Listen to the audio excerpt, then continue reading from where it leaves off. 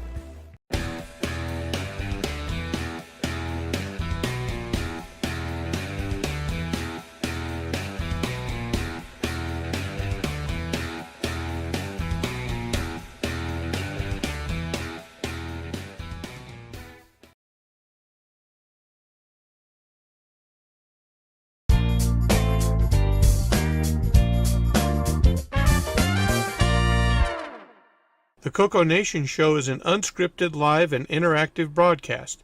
Anything can and will happen. The views and opinions expressed by members of the panel and the live audience are their own, and not necessarily those of the CoCoNation show, its sponsors, affiliates, or subsidiaries. Open minds are encouraged, and a sense of humor is recommended. Thank you for being a part of the CoCoNation.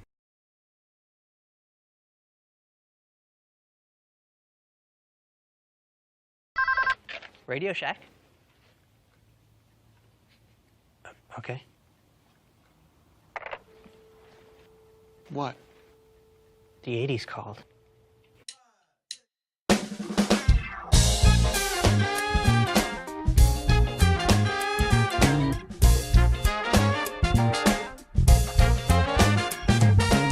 Welcome to the CoCoNation, the world's first live and interactive talk show featuring the Tandy color computer and its hardware cousins.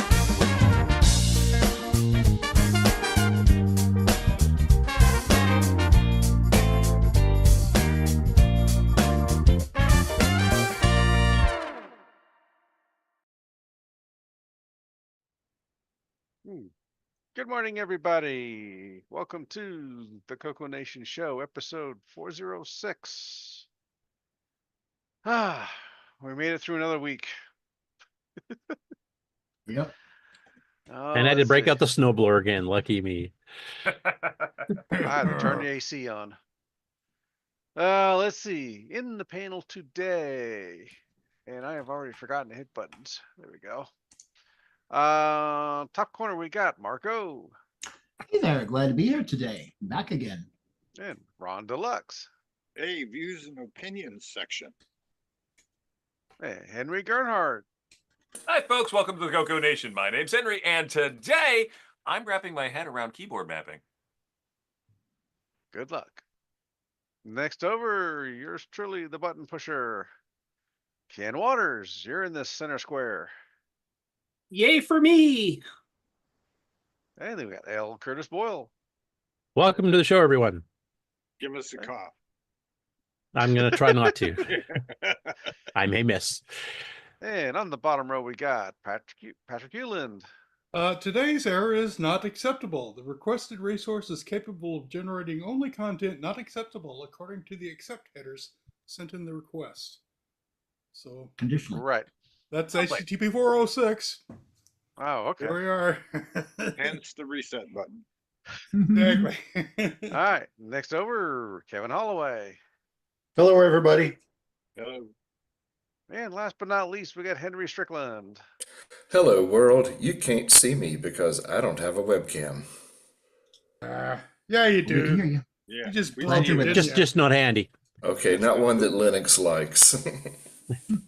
Okay, in the chat, we got Kevin Holloway, Jim Rye, Tim Franklin, Marco, the break key, Wayne Campbell, Le Coco Stradiang. Yeah, I mess that up all the time. Strangiato. Strangiato. Hold on. Let's see. Wow, where was I? Wayne Campbell, 60, Marco, William Athing, Brian Walsh, TJP Chris, Tom Eric Gunderson, Davey Mitchell. Your voice is a little low, isn't it? A little bit. Who's? Yours. Oh, No, he's fine. No, seems to be See, okay here.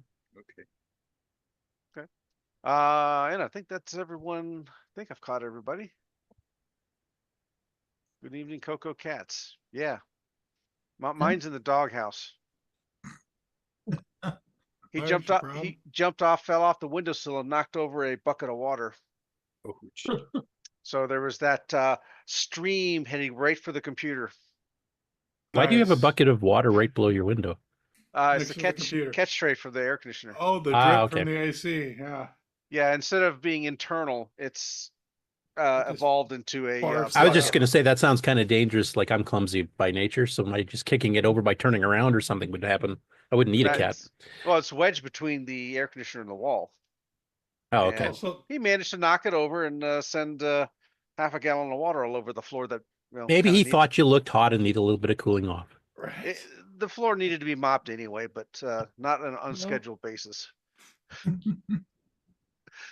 Okay, let's see. First up, project updates. Henry Strickland, what do you got for us today? Okay, I want to show you a little more of this gaming networked operating system that I've been working How's that on. gonna happen? I'm sorry? How are you going to show us? I'm sure you Yeah. can share his desktop. You just can't share I'm going to his- share the desktop, exactly. All right. Right.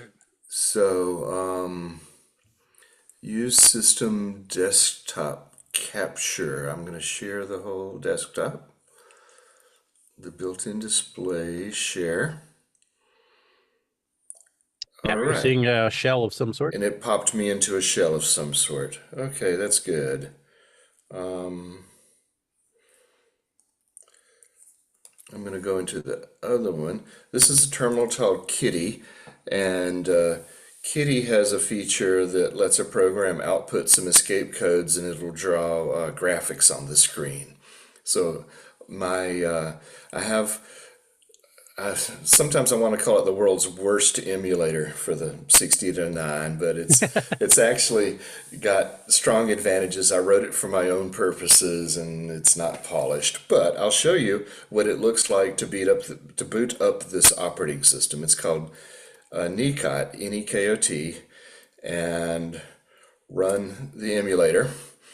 And it has actually just emulated Rick's CoCo IOR card and use that to boot into Nekot, and the stuff that says this is line is just test stuff that the operating system throws on the screen when you boot it up. And the way the simulator is drawing the screen is just by spewing to standard out very fast, and so it just redraws over and over, and you can see some of those characters are spinning. That shows that interrupts are taking place. And ordinarily you would be in chat mode. I could like type the quick brown fox and send it off to everybody, and eventually you'll be able to do things like join room 55 and run game 666 or have names or something like that. The idea is that you can chat with people right there. But when you get around to I think I overflowed something. I'm starting again. Okay, I'm going to show you life. Quick. Oh, it didn't connect. Let me see if I've Looks like lost. 20 is a popular number. Yeah. The waiter died. Okay, the waiter is the server. The MCP, the master control program, is inside there that it's got to connect to. Okay, now we ran in. Life plays in semi-graphics. Right now there's a quick command L. That's a temporary thing. It's loading life, it's running life. And each of those pluses is like 4 semi-graphics characters, so it doesn't exactly look like life, but you can see that it's in text mode, and it's looks like a game of life. It looks like a game of life, yeah. If I hit break, and in this emulator I hit escape, it pops me back to the system console, and there I could issue a 0 command, which will stop playing life. And I'll show you the new one that I wrote this morning. And this is what I actually want to talk about. I wrote a clock. And I'm sorry it's jumpy like that. That's just how my emulator works. But it's enough to debug things and see what's going on. And you can see that it's drawing on a P-Mode 1 graphics screen the current time and updating it each second. Well, it's not exactly the current time. There's a bug there, and I'll talk more about that in a second. Somehow the time is being initialized from the server in the internet, from the MCP, and it's being written into the wrong place in the CoCo's memory, and so the actual time it's reading here was still a block of zeros. But I'm going to show you how I wrote that program this morning. Just before we get started on that, Henry, I just wanted to mention a comment from 60, the author of basically the author of Xware. He says, and this is talking about using escape codes to do some of your graphics and stuff. And he said the earliest incarnations of Xware used VT100 codes to do the same thing. Yes, so that's kind of what I'm probably need to be doing. I need to get the arrows implemented, and I haven't done the arrow keys yet, but you know, they create a little escape sequence. So thanks, 60. Yes, I will be doing it like that. So what is this program? This is in the GitHub for Nekot in the games directory. And what else is in the games directory? Well, that's where that life was. And if you watched, 2 weeks ago or a week ago, I had a red, green, and blue were running. Space War's kind of broken, but I can show you that. But I'm going to go back to clock. I'm in the clock subdirectory now, and there's a file named game.c, and you write it in two sections like you do on an Arduino. There's a setup and there's a loop, and the operating system calls setup once and then it calls loop repeatedly. And loop doesn't even have to return. You could just stay in loop, but if you do return, it just calls you again. So what does it take to write a quote game in this operating system? At the top of the file, I declare a screen named G with 12 256 byte pages. So that's the correct size. That's 3K, the correct size for P Mode 1 graphics. And so when we see the letter G, it's that screen. And that's a special declare syntax that my compile pipeline, my tool chain uses. Now back to the bottom again. So we clear the graphics on frame buffer G, and then we tell the operating system, when they start with this little g and then a capital letter, those are the calls to the operating system. We tell the operating system that we want P Mode 1 on G and that we're using color set 0. And then this just shows that you can log a message to the server to go into its log, and that can be useful for debugging, but it has nothing to do with the game.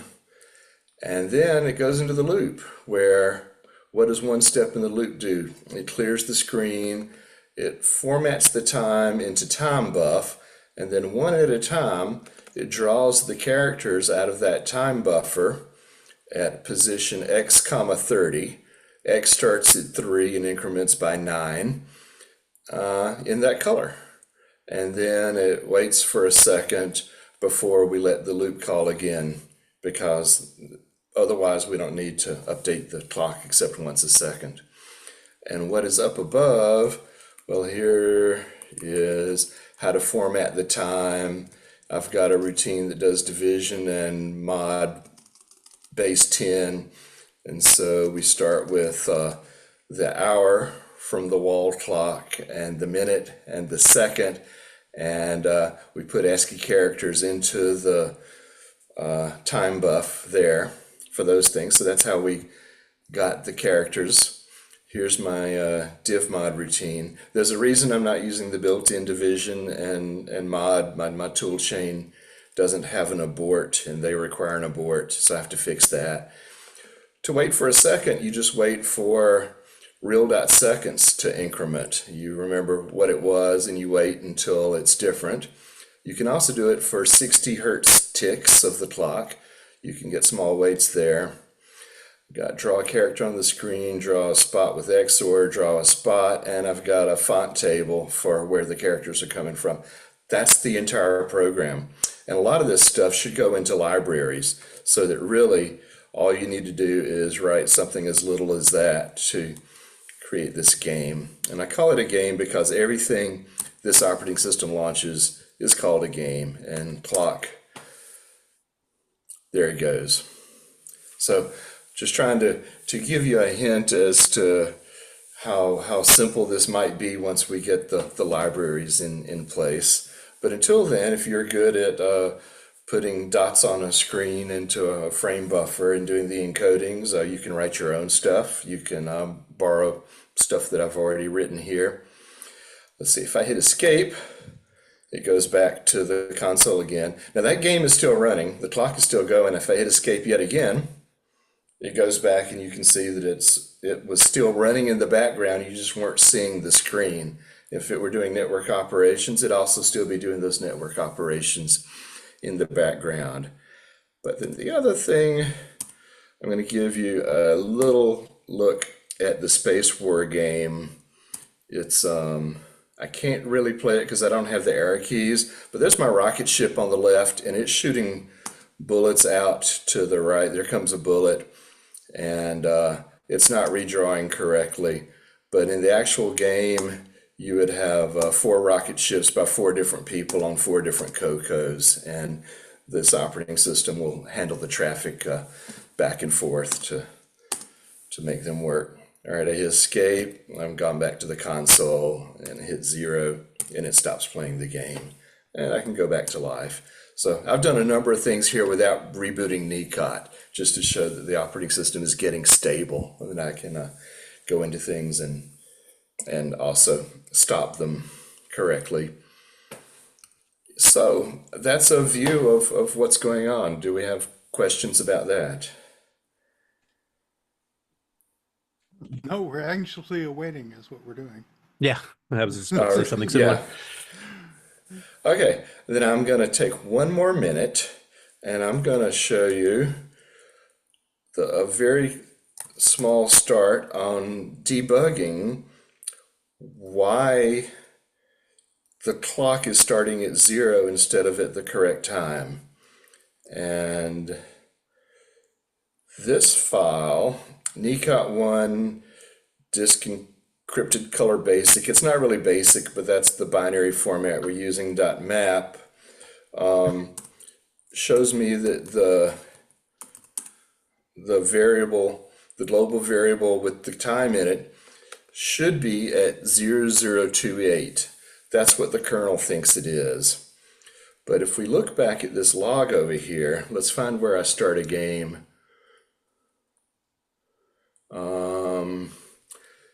Here's the packet we're sending, send wall time. It's a packet, it's 25 bytes long, and it's going to be placed in memory at 50B.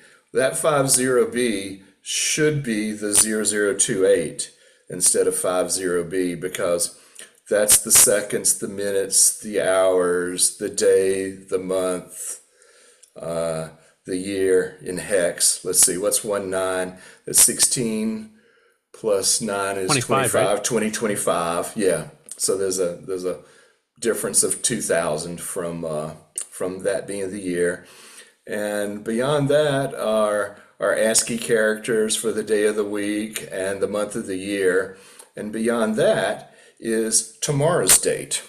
So at 2400, when the clock rolls over, instead of putting inside Nekot operating system all the logic to do the Gregorian calendar, it's just been preloaded what tomorrow's date is, and it copies that down into the current date. And that's how we handle the end of the day. What we don't handle is leap seconds and time zones and stuff like that. The idea is you'll set your own time zone somehow, and you'll see the date that you want.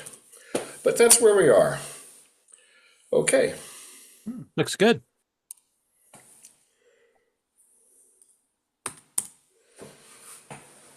Ta-da. And I think I'm finished, so I will try to quit sharing. One question for you. Yeah. So currently your network transport is kind of like DriveWire. You're using the tether cable to your computer and you're running the tether program. If you're using the Bonobo card, then that tethers to the PC. If you're using Rick's Ethernet card, then that Ethernet plugs into either your PC if you're going to run the server locally, or into the world internet if you're going to use the global one. Gotcha. Okay. So it depends on your networking hardware. And I want to make this work with FujiNet's networking hardware as well once that becomes stable and non-kludgy.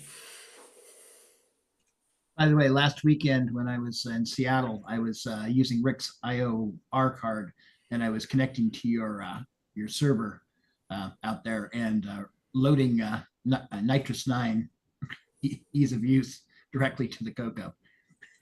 That fun. Yeah, it's neat to see it work. It really is. And with a local tether, with a local proxy, we can speed that up a lot. And I've already demonstrated that, but I haven't published it really. Yeah. Hey, cool stuff going on in networking these days. You know, and if someone has a good fast UART that's not bit banged, we could probably be using that. You know, if it costs as little to get fast networking through a serial line through a UART, if it costs as little as it does for us to talk to this Ethernet card or to the Bonobo port, then that should be able to work as well with maybe plain old drive wire. And Rick, I think originally you were planning on having a 16550 based UART on your CoCo.io, except they're kind of hard to get a hold of now or something. Yeah, that kind of exploded. That's one of those like the Gimme X. You can't get that no more. Yeah. You Well, know, and I Alan's should- pretty close to getting the Gimme Z out, the first version there. If he's had, I think he's already got it out to testers or someone. Nice. And I should still credit Nick Marentis for spurring me down this path, because I think it was probably 2 months ago on the show. I was not on the show then, but he asked the question, what's the easiest way to write a networked game? And there kind of wasn't an answer at that point. And that's what I'm trying to do is provide at least one viable answer to the question. Yeah, in order for Nick to use it, it's going to have to be like a library that's a call from assembly. Right. You just lost your microphone. Yeah. Check the cables again. So calling my C functions from assembly it's a known solved problem. So you could write in assembly too, and I can modify the tool chain to accept it. Yeah, because if he gets an API system basically set up for him, then he can just call when he needs to. Mm-hmm. Right. Yeah, I'm using GCC's normal convention for the 6809, which is easy and published and understood. So you can look at these C prototypes and know exactly what to do in assembly to call the functions. Cool. One thing I hope is that whatever API system is made, is that it's made so that it's compatible across the various hardware. You know, CoCo.io, Bonobo, Fujinet. At least have common calls, even if you have a different like driver structure underneath that kind of does a translation. But at least That's you write exactly the game from when it works and all. Yeah, that's exactly what Nekot does. That source code I showed you for Clock, and I could show you the other ones. None of that changes whether I'm on Bonobo or CoCo.io or what. Yeah, I've addressed that. Cool. And in fact, you can do really cool things when you own all the code. Since I've got the source to the games and I've got the source to the operating system, some versions of the operating system, depending on which network cards you're using, some are smaller than others and would be able to run larger games.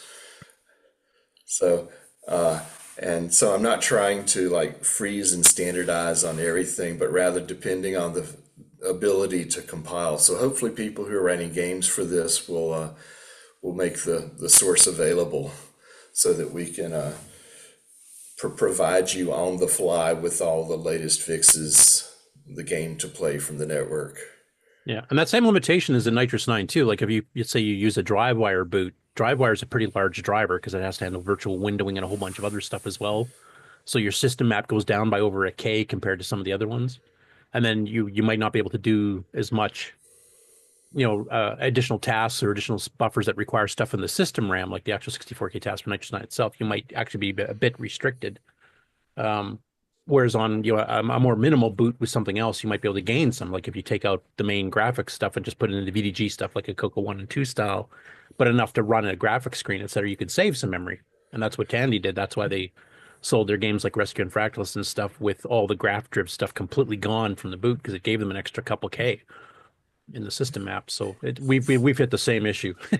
Yeah, I think Nekot should be the same way. Like the way right now you get the focus back to your console instead of the game is escape.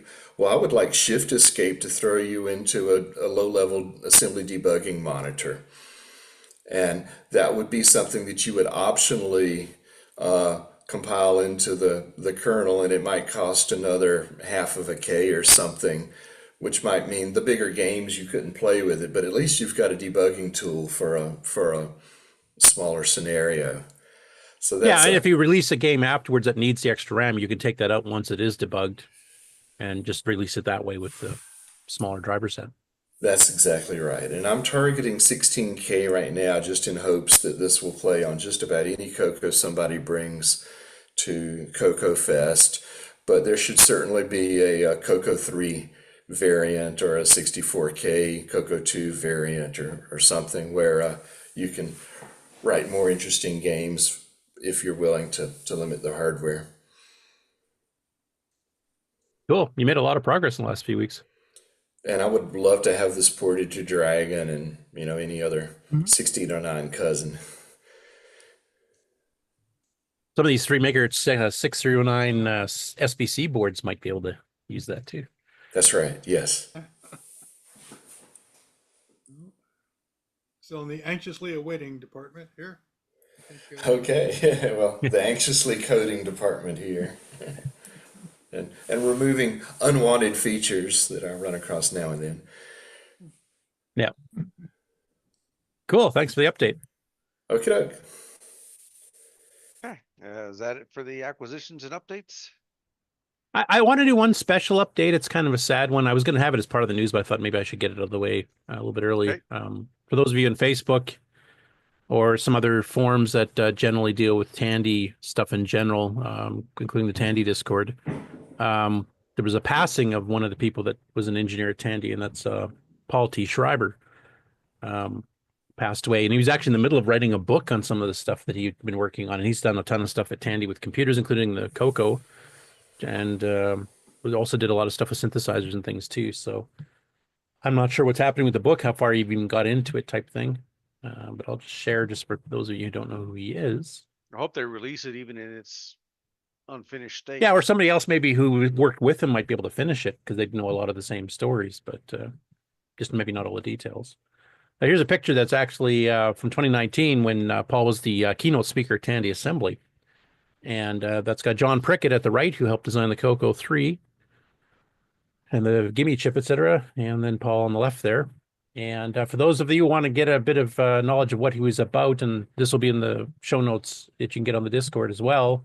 He actually, as I said, was the Tandy Assembly 2019 keynote speaker, and he actually gave a whole lecture on some of his history with Tandy, being an engineer, etc. here. So you can go check out an hour-long video. And he's done some other ones at VCFs and stuff too. So he's been on roundtables, etc. And it was rather sudden. He was actually, I think he was going in for surgery or something, and some complications hit or something. I'm not quite sure exactly what the details were, but it was unexpected. But just kind of sad to hear.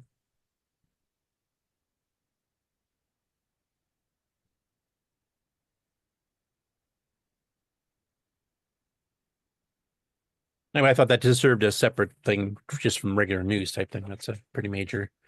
And he was directly involved. I think one of his famous circuits related to the CoCo was when they first started doing the CoCo 2 and they decided to clean up the video signal to make it look better. And all of the artifact coloring disappeared, which of course a lot of games, even by Tandy themselves, were required to look proper. So he had to go in and kind of jury rig a circuit to make the video bad again in order for artifact colors to work. So.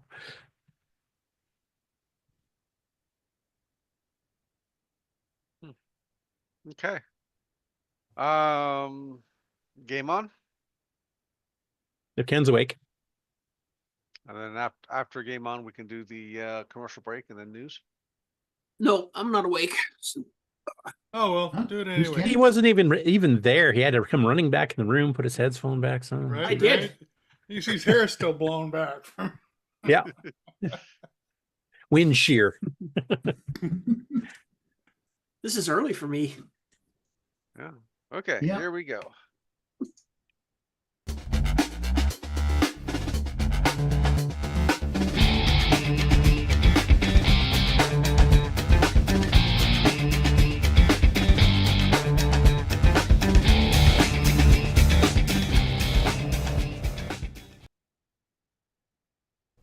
Welcome everybody to the CoCoNation Game On Challenge of the Week results video. This week we played Nerus. We had a total of 13 players. We had Mike Zweifel with 720, Tasman 1970, Ed Rhodes 2460, Mark B 2620, Jim Rye 3650. Tied for 7th we had Shenley and 8-Bits in the Basement with 4510. L. Curtis Boyle, 5090. Canadian Retro Things, 5120. Coconut Bob, 5550. Sloopy Malibu, 12,050. Porter Coco, 29,750. And this week's #1 score belongs to Dr. Ted with 61,120. Thanks everybody that played, and we'll see you again next week. That's called not even close. And the CoCoNation salutes Dr. Ted. Salute. All Yeah, right. So, I'm not on the bottom this time. Yeah. Yeah. I don't know what to say about Nerus. It's a pretty straightforward game. So, I mean, the only tips and tricks I can think of are that memorize where the cards are because they're the same every time. And don't be afraid to throw a card at one of the ghosts when they're getting too close to chasing you because that will stop them in their tracks for a few seconds. But be careful in later levels because two ghosts could be right on the same square and you'll just wound the one and then run into the living one. Yep. The other tip I would give is that on later levels, there's cards that are in these little short quarters. You don't have enough time to grab and throw it. So you have to like, pick up the card and then move it out and throw it against a wall in a longer hallway or something. And you're able to, properly get around and get the cards. Now, I wanted to ask you, Ken, I caught some stuff mentioned. I didn't get a chance to join the Game on Challenge this last week. But it sounds like the different versions, like the CoCo version and the MC10 version, have different timers for how much time you have? Apparently, I never did fire up the MC10 version, but Dr. Ted was saying that you've got more time in the MC10 version, which means you get more of a bonus at the end of the level. So that's kind of shady. Or does the MC10 need it? Well, from what I gathered reading the comments, I think he had mentioned something that when he took a look at some of the videos for other platforms, because of course it's available for 120 of them or whatever, is that it does seem to change. There's some that have the shorter time limit, like the CoCo, and some have the longer time limit, like the MC10. So I don't know if that's just somebody decided to make a change when they started doing conversions a year or two later for other new platforms. And then, they just shifted it over and never went back to fix the originals, or if it's a bug in some of them, or what the hell happened. Or just assume that the CoCo players were just better players than the MC10 ones, so they don't need as much time. Here comes Jim. Dr. Ted says the truth is many of the versions had the longer timer, so. Excuse me. I mean, you got to wonder, are they okay, the clock's slower, so I need to change the timer. Well, no, everything is on the same slower clock, so you're just making it different. You aren't, Yeah, but he also there's physically more time, so the countdown is higher. Yeah, and if you solve it the level in time, you get a bonus for the time left remaining. So if you have extra time to begin with, you can score higher. So that's a wee bit unfair. It's a feature. It's a feature. By the way, Rick, you're coming in pretty quiet here. I'm not sure if you're just far away from your mic or is it setting or something? Who, me? He's coming to us from a long, long hallway. Yeah. What happened? I've got the anti-strict thing. My mic's getting quieter as it sits. What's that? That's a little bit better. Yeah. Yeah, I mean, I guess the advantage there would have been playing it on your MC10. So. Ooh, so buy an MC10 there. I need one, by the way. Yeah, I saw a couple of requests for MC10s actually on Facebook this last week. So it's starting to become a popular computer.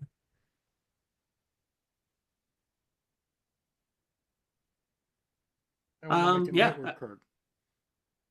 I don't know what else to say about this game. Does anybody else have anything they want to say about it, or?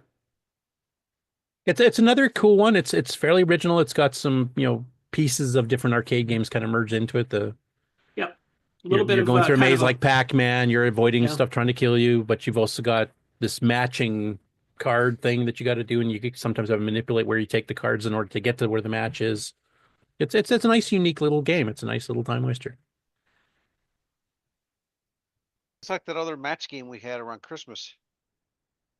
Except I have the mental image of running through a maze and flicking razor-edged cards at the ghosts to kill them. Ninja style, yeah. That's how I play poker. No, I don't. I suck at poker. What, you play poker by just flicking the cards at the other players to try to... Actually, the best way for me to play poker is just take my chips or money or whatever and just give it to everybody, because that's basically what's going to happen in the end anyway. Well, if I'd known that, I would have been starting some poker games at the CoCo Fests. Yeah, you could play a game of poker with me on the drive down, and you'd have all the money by the time we got there. Right, buy all your stuff. Excellent. No, it's a nice little game, and of course, if you got any of the other variety of retro computers, like I said, there's 120 platforms, including European-based ones, Australian-based machines, North American-based machines, South American-based machines. Lots of Japanese machines on there. Yeah, some of the other Tandys, like I don't know if the Model 1 and 3 got this one, but I'm pretty sure the Model 100 did it, for example. The Model 100 does, I think. Yeah, there's the Model 1-3 version too, I think. So. There's even other VDG-based ones like the the VZ200 and stuff from New Zealand, Australia, etc. So there's a ton of machines to try it on, including gaming consoles like the ColecoVision, the Television, etc. There's those. Yep. And yeah, I see another comparison video maybe coming because Ken's got a lot of these machines now. Try it on. I've done some comparison videos on the inufuto stuff. I mean. Yeah, because some of the other machines that actually have hardware sprites and hardware, sound chips and stuff, actually are playing little musical ditties in the background, which the CoCo and MC10 versions do that's not. the big difference is that there's variation in the graphics, and then some of them have background music. That's I mean, the CoCo 3 in particular is capable of doing that. He just doesn't have it built into the Kato programming system he's using. Yeah, it's a bit CPU intensive too. So, Michael Zweifel saying maybe I should have played it on the MC10. He would have been higher in the score, I guess. So. There you go. Yeah, so another good game. It's kind of interesting being able to play these inufuto games, new games that nobody's played before. So it doesn't seem to make a difference on Dr. Ted kicking all of our butts, but especially when you're outscoring the people below you by a factor of 3 times. We need to divide him by 10. There, then he'll be in the pack. I hate to say it, but I'm beginning to miss the old days when Buck Owens would get in there once in a while. Yeah. He's been dethroned. All right, so the other game that we're playing is Space Hawk, which is a type-in game from Hot CoCo. And not a game I would have probably wanted to type in because there's a lot of data statements. Yeah. Is it bigger than some of the other ones we've done recently? Because we had a few of those recently. I don't know if it's bigger, but whoever programmed it maxed out each line with data statements. So so it's really hard to follow. Yeah, so each line has 36 to 40 numbers on it. So I hated typing those in.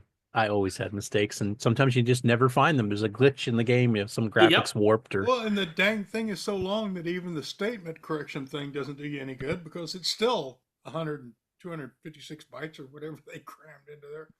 Yeah, the Rainbow Plus checksummy thing would help a little bit, but not a lot in this case. Not as much as it should. And I don't believe there was a checksum thing on this one. So no, Hot CoCo didn't have that. That's right. That was a Rainbow exclusive kind of thing. Yep. In the CoCo world, anyway. Some other platforms had something similar, but there's even actually I was going through the code, and I think there's 5 lines in a row that are all data 0, 0, 0, 0, 40 times, 40 zeros on each line. Yeah, and if you're using a modern editor to type them in and you can save it out, that's with cut and paste. That's not bad. But back in the day, typing edit. Right. This is one of the times that the full screen editor on something like a deluxe. A deluxe or a Commodore 64 would come in handy because you can just go up and you type in line 50 and then you just edit it, go up and change it to line 60, and then it duplicates it. It duplicates the line, yeah. Maybe it might have to change 1 or 2 numbers in the line, but you don't have to retype the whole darn thing. So it's programs like this that encourage the sale of Rainbow on tape or on disc. That's probably what was Hot CoCo's called? I can't even remember. Anyways, they're the equivalent. It's an interesting kind of game. It's kind of like a little bit of a Galaxian type game, except that the bad guys are constantly moving down. One of the tips and tricks for scoring, not for getting further, is that even if one makes it to the bottom, that's when you die, but it has to move across the screen and hit you. So if you keep moving away from it and keep shooting the ships above you, you can, ring out a couple extra points there before you die. So. No, okay. I didn't realize that. I haven't had a chance to play it yet this round. Yeah. So basically, wherever you are on the screen, if an alien makes it to the bottom, he just starts moving across the screen until he hits you, and that's when you die. So if you keep moving away from him, you can keep shooting. Run toward him and shoot stuff all the way above- back. Yeah, you can. Now, if I remember, each wave you get more ships you have to kill, right? Yeah, for the first Up to 5 a waves. max. So there's. And does it stay at that forever, or it's- does it start getting faster? Or any other difference? I think it just stays at that. It starts Okay. at 5, and the highest it gets is 25. So, and 25 is pretty difficult, challenging to. I mean, I'm sure Dr. Ted's going to wrap the game, but us normal peons are going to. Like, I think I made 3 or 4 different waves of the 25, and before it wiped out all my ships. So. Us mere mortals. Yep. The hardest part is that when it'll drop down 1 or 2 ships faster than the rest. So you got to get over, shoot the one that's dropping down faster. But sometimes when it's on the other side of the screen that the next one starts dropping faster, you barely have enough time to make it. And you can't wrap around the screen from what I remember, can you? No. You have to go left, right. You have to go left, right. And to get over to the other side, you basically have time to make 1 shot. And it's also a 1 shot on the screen at a time game. So if you miss, you have to wait for your shot to go up and go off the screen before you can shoot again. So. Yeah, hopefully I'll get some time this week to actually get back into it type thing. But as a type-in game, it's pretty darn good. Yeah, it's one of the better ones. I remember one of my friends here locally, Richard Smith, he subscribed to Hot CoCo and I subscribed to Rainbow. We'd swap magazines every month. And at that point, we were getting Rainbow on disc or tape, and he was getting the Hot CoCo equivalent, so we didn't have to type them in, thank God. But, Rainbow had some pretty good machine language game type-ins, too, with a ton of data statements, and Color Computer News had a few as well, where they do a mix of, basic ML hybrids until they stopped publishing in late 83. But I remember when he gave me the Space Hawk, I was going, this is pretty impressive. Yeah. But I did find, however, it's a game that you play 3 or 4 times and then you kind of just want to play something else because it gets repetitive. The unfortunate thing is that there's no variety. It's just the variety is that you get more bad guys on the screen up until you hit level 5 and then. Yeah, it'd be interesting if there's some sort of change, like maybe how many dive bomb you, how fast or something after. Or even just changing the shapes of the ships once in a while. That may Michael's wife in the chat, by the way, is saying I've gotten up to 39,800 playing Space Hawk. I use the high speed poke in my CoCo 3. So apparently the standard one is just not fast enough for him. It's fast enough for me. So no, it would have been nice if there was like a change up of the ships that maybe other ships would act differently than the ones, but I guess that would have probably added quite a bit of typing in to redo the ships. Yeah, but it's a nice little P mode 4. Is there even any artifacted colors, or is it designed to be black and white? I can't remember. Oh, it's color if you're on composite. So it's designed that way. Okay. Yeah. Should work in the Dragon. Is it keyboard or joystick? I never remember that. Joystick. Yeah, so it should work in the Dragon then too. And probably one they didn't see. I don't think too many people bought Hot CoCo in the UK. Oh, right. It's just as one quick aside, nothing to do with the game, but with Hot CoCo itself, it's kind of sad that Hot CoCo only lasted to February of '86. And the market had kind of run down. Color Computer Magazine was gone, Color Computer News was gone, etc. But if they just lasted another 9 months, the CoCo 3 would have came up. We would have had 2 magazines covering the CoCo 3, professionally done. That would have been pretty interesting to see how they took it. But anyway, sorry. Yeah, well, so excuse me. Anybody else have anything else they want to say about Space Hawk? Come on, people. I know some of you played it for Thursday. Practice. Well, speaking of Thursday, then, how about we take a look at our Thursday show? By the way, you're the live guy. He is here now, so. Oh, okay. Sloopy, you can talk about Thursday's show. Let him in. Is Sloopy awake? Well, I'll bring the show up.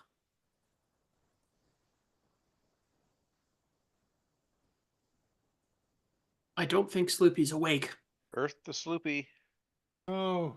So he's sitting at his chair and just fell asleep, keeled over, hit his head on the right key, and it just popped him into the Zoom chat. And There he's you busy go. snoring. So we had a smaller crowd on Thursday, but as you can see, there was a couple of us playing Space Hawk, a couple of us playing Nerus. And that went on for a little while, but then once we got a few more people joined, closer to the end, we all kind of went on to our own different games. Wow. Only one person's playing one of the official 2 games. We've got Popeye with the wrong color set. Well, hey, nothing wrong with the wrong color set. Right. Ice Hockey by, 2 different companies depending on when you got it. Gaze On, which is by K&K Computerware, if I remember, and Polaris. It's a classic Missile Command clone, though not Ron Delvau's favorite. So, needless to say, we still had fun, even though we weren't playing the, as I said, the games this week were kind of fun to play a few times, but they got pretty repetitive and you just kind of wanted to walk away from them after a while. So yeah, because basically Space Hawk is 5 waves and then you just play the same thing over and over from what you're saying. Yeah. And then Nerus is 10 levels and then it wraps back to level 0 and you play the whole game again, just adding and it's your also score. it's always the same thing every time you replay it. It's always the same levels. So yeah. I preferred Space Hawk with the speed poke. I didn't even try it with the speed poke, so I haven't played it at all. oh, he is awake. Huh? What? Oh, another person's awake too. It's Hi, Nick. what, 3 or 4 in the morning in Australia. Nick has arrived on the Sloop E Malibu. I'm awake. It's just that noticed Thursday I wasn't feeling well. Friday, it went through the roof and I had to go to the doctor. And I'm on antibiotics 4 times a day. Oh, fun. I have a severe infection in my upper gums. So talking is kind of difficult. Okay, well, we won't just put let you you on the talk spot about then. this part then. And no, I'm kidding. You don't We'll have have to them talk. dramatically read the source code. That's what we'll do. There we go. God. You're going to dramatically read all the data statements from Space Hawk. I'll use hand signals for that. I can imagine one hand signal you're probably giving us right now. Actually. Exactly right. There we go. First, read off the source code in the manner with the hand signals in the manner of the Sardaukar from the Sardaukar priest from the most recent Dune movie, using the throat singing while you're at it. Here's the first data point. 1. It's a 1. 1. Here's the second 1. data point. It's a 3. You got to read between the lines. Oh, by the way, you can't read it in decimal hex. You have to read it in binary too. Oh, well then here is a binary 21. So, anyways, as you can see for Thursday night's show, we'll let poor Sloopy rest his voice. For Thursday's show, we were you don't necessarily have to play the game of the week. You can play any old game you feel like on the CoCo. As you can see, many of us did, and yeah, just hang out and have some fun. Actually, there's even Wingnut is there. He's just not streaming anything. He's just hanging out with us for fun. So, which is scary. Yeah, I didn't even get to when do you think that. My about it. apologies. But yeah, so Thursday nights at 8 o'clock Eastern time in the CoCo Discord on the live Game On Challenge channel. You can join us, or you can join us in the audience on Twitch or YouTube and just have fun hanging out with us. It's like a party, sort of. It's like a party when you have no friends and have to just have it's my regular type of party. Have voices in your head coming through your headphones. I have friends. I've got my Snoopy. All right. So, who wants to know what the next game of the week is? Oh, I do. Okay. Just give me a second here. You beat me to it. There we go. Does anybody other than Curtis recognize this game? You know, I recognize it, but I don't remember the name of it. I remember it's a tape magazine game. Yep. Looks like Grabber turned sideways and grown hair. Looks furry. I know it's by Andrew Pekursky, who wrote for CCN, TND, Chromaset, published a game or two every single month, but I don't remember the name of it. So you can remember the author, but not the name. Well, That's his a name's in little- the lower right corner. That's how I knew that. Dr. Ted says it's Maison. Dr. Ted is close. I know I think it has 3 different screens too, if I remember, but I can't It's got remember the name 3 of the game. levels. The idea is you're the one little ship. Where are you? I think you're this guy right here. The white square, and you're trying to run into these ones that have the blue dashes in them. That's how you collect points and avoid the guys that are blue. So it's kind of like a Pac-Man game, but you got to chase down stuff to eat. And there is also a dot, like a power dot that shows up that gives you double speed. And what's the red dash one do? I think that may be just a strange artifact color. I don't know. The square ones are the ones you're trying to collect, and the weird. Yeah, the looking ones outline there. by white, they can be red or blue, and it doesn't. I don't think it makes a difference. It might be points, maybe. Yeah, you can collect, but the little blue weird characters are the things you have to avoid. Yeah, they kill you. I'm trying to remember. This isn't the one where you can blow a hole through the wall either, is it? No. Okay. I think I'm thinking of apples. So this is called Mazeland. No, joystick or keyboard. Oh, good. I was wondering whether or not. No, I do. Dang it. I still got to bring my joystick with me to VCF East. I forgot about that. So that is our game for the next 2 weeks. So this is another magazine game. So we're playing 2 magazine games this week. Nice. At least these tape magazine ones, you didn't have to like type it in. You never received a listing. You just got the tape in the mail, $6, and you got like 10 programs on it, including a game or 2. There you go. So I guess that this week we'll see how many times can Dr. Ted rap Mazeland. Right.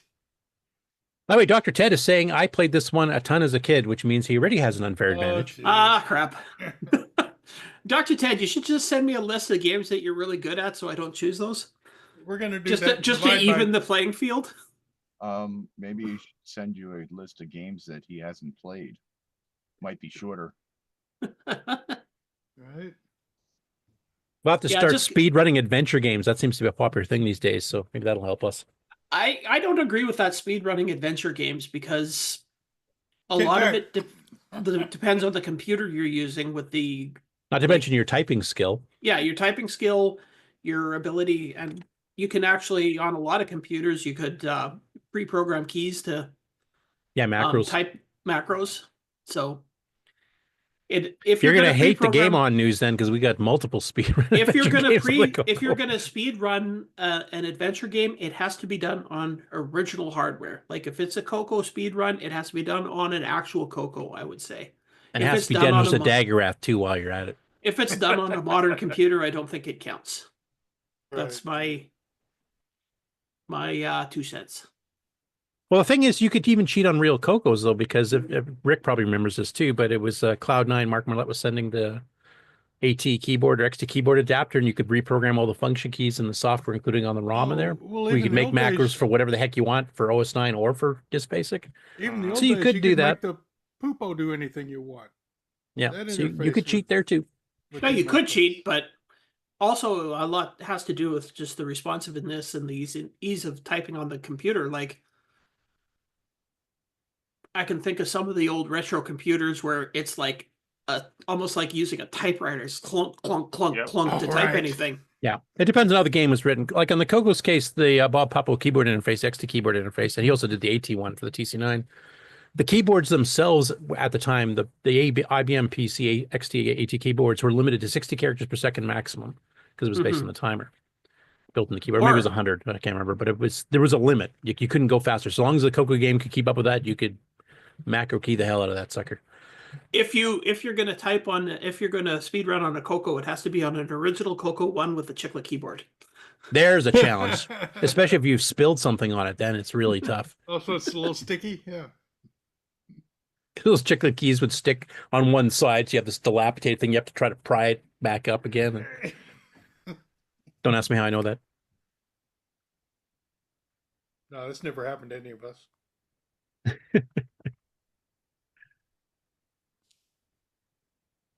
Anyway, that should be a fun one. I seem to recall that was a fun game for me to play. And it's not super easy, if I remember. It's not super hard, but...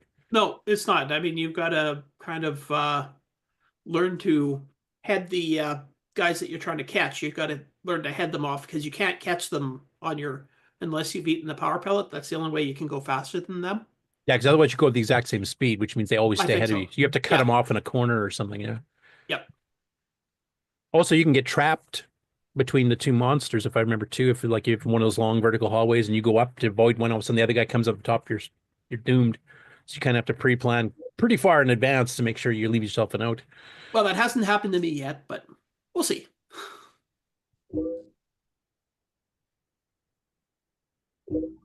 Hey, I'll predict it right now. Dr. Ted's going to win that one too. Shall we just hand the trophy over? You might as well just make it like for the rest of 2025. Here you go. Have an over-under bet.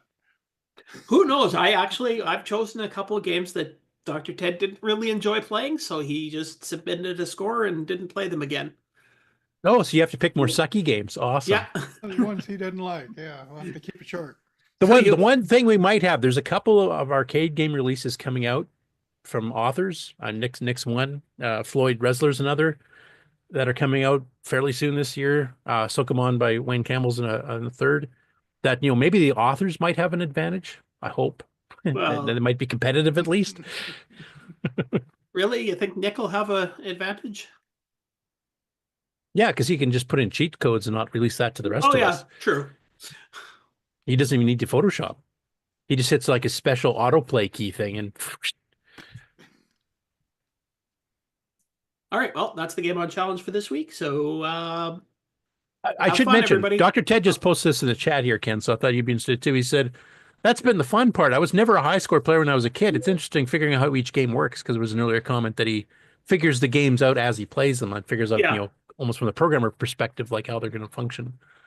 Well, and I think Dr. Ted, unlike most of us that have moved on in our age, still has some reaction time, reflexes, stuff like that. It's not like... So he's younger than us, right? Please say that. He died. Not necessarily younger, just maybe taking better care of himself. You mean my eating at McDonald's 5 days a week for 30 years didn't help my reflexes at all? That was bad. Well, it's a lot. It's gotten you to be able to keep away from the Reaper. Probably scared him off.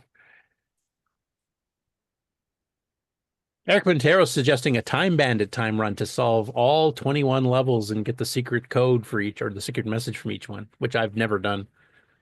Not even come close. I've beaten the first level on Time Bandit. Like to get a secret message? No, just beat the first level. Oh, like, okay. Out of the 21 levels, a level, but only one screen, not all 16. Yeah.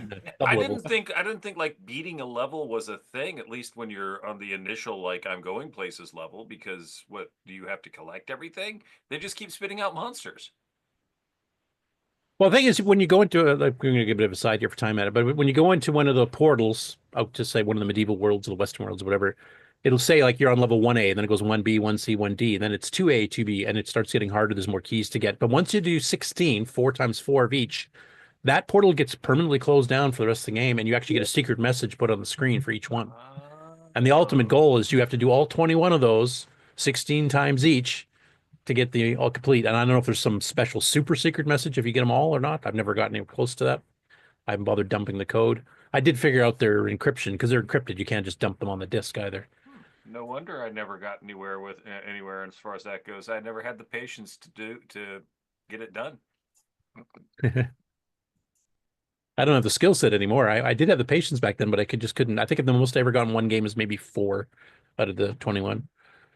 I remember being a kid and being only able to shoot left and right was kind of like normalish to me as a kid. Well, Tutankhamun from the arcade did the same. That's Yeah. where that kind of got inspired. But now these days, where I'm used to being able to shoot in all directions, and it's like, oh, crap, I can't do that. Yep. Then you start taking on the monsters with headbutts instead. Yeah. Which is Watching your health drain. Yeah. Which I'm sorry, Time Bandit has the best noise for that. Yep. That's a classic, and that's on every platform it's been on, from the Model 1 to the CoCo to the Sanyo PC6000 to the Amiga to the Atari ST and to DOS. They've kept adding more features to it, and it's a great game all the way around. It's a true classic. And some people say it was a rip-off of Gauntlet. It came out several years before Gauntlet was even conceived by Atari. So, sorry, Ken, I hijacked your segment. I'm done. No hijacking here. I left the plane already. You're ready to take your headphones off and run back and have a nap. Did you have a parachute? Oh, crap. The number of times that I've jumped out of a plane and forgotten the parachute. Oh, man. Okay, we ready for a commercial break? Okie dokie.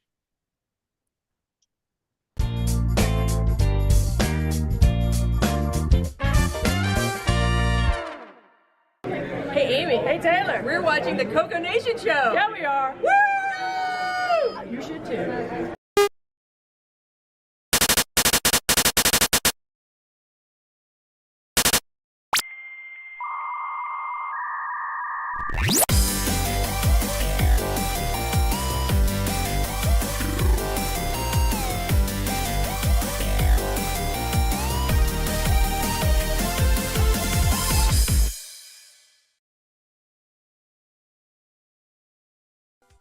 Hello everyone, it's your good buddy, your good pal Amigo, and joined by that dastardly The Brent from ARG Presents. You're watching CoCoNation. I feel like that should have been longer.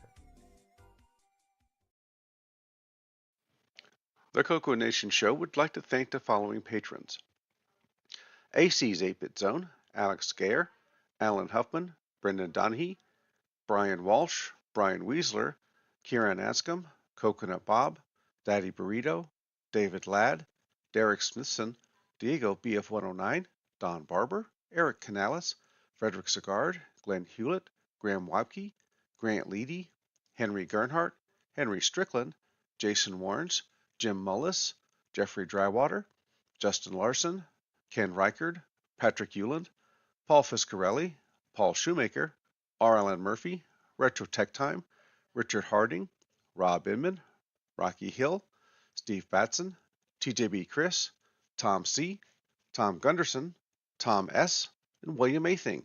Thank you so much, patrons. If you would like to support the CoCoNation show, sign up at patreon.thecoconation.com.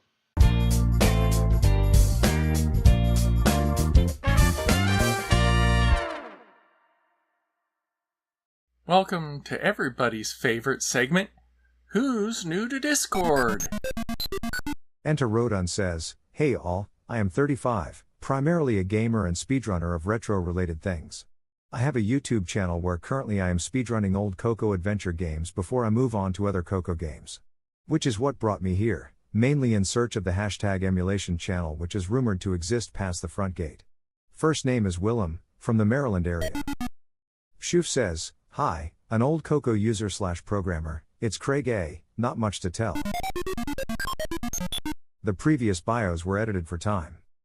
Thanks to Frederick Micro Hobbyist Sigard, Glenside Computer Club, Paul Fiscarelli, Paul Shoemaker, Tandy Color Computer 3, and the CoCoNation patrons for boosting the server. Please consider joining Discord and visiting the welcome section to read these bios in full and see what the community has to offer. Just go to discord.thecoconation.com. See you on Discord. When you want the latest in TRS-80, Tandy, Dragon, MC-10, and all of their hardware cousins, no matter what it takes, for where news breaks. From around the world to your nation. The CoCoNation News with L. Curtis Boyle.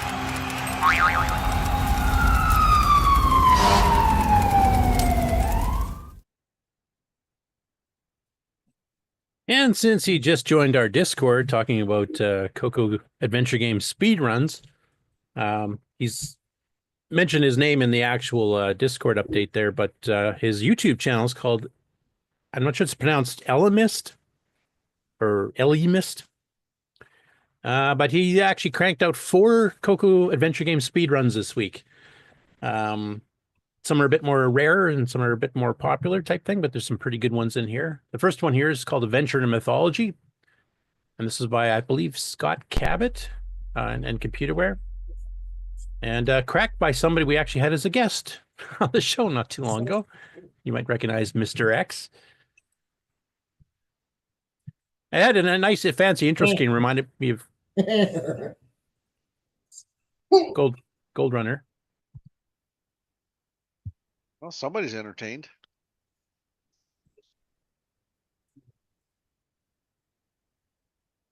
Anyway, this one's a kind of a hard one to speed run because it's actually, if I remember, it's a compiled basic game. It's not pure assembly language, so it's got some more advanced painting and stuff here too. But you got to wait for the scene to draw, so that kind of slows down your speed run. You can't just keep whacking ahead with the keyboard like in a text adventure game. But 4 minutes and 9 seconds start to finish for that one. And I'm going to try not to play the spoilers here unless you guys want to see them.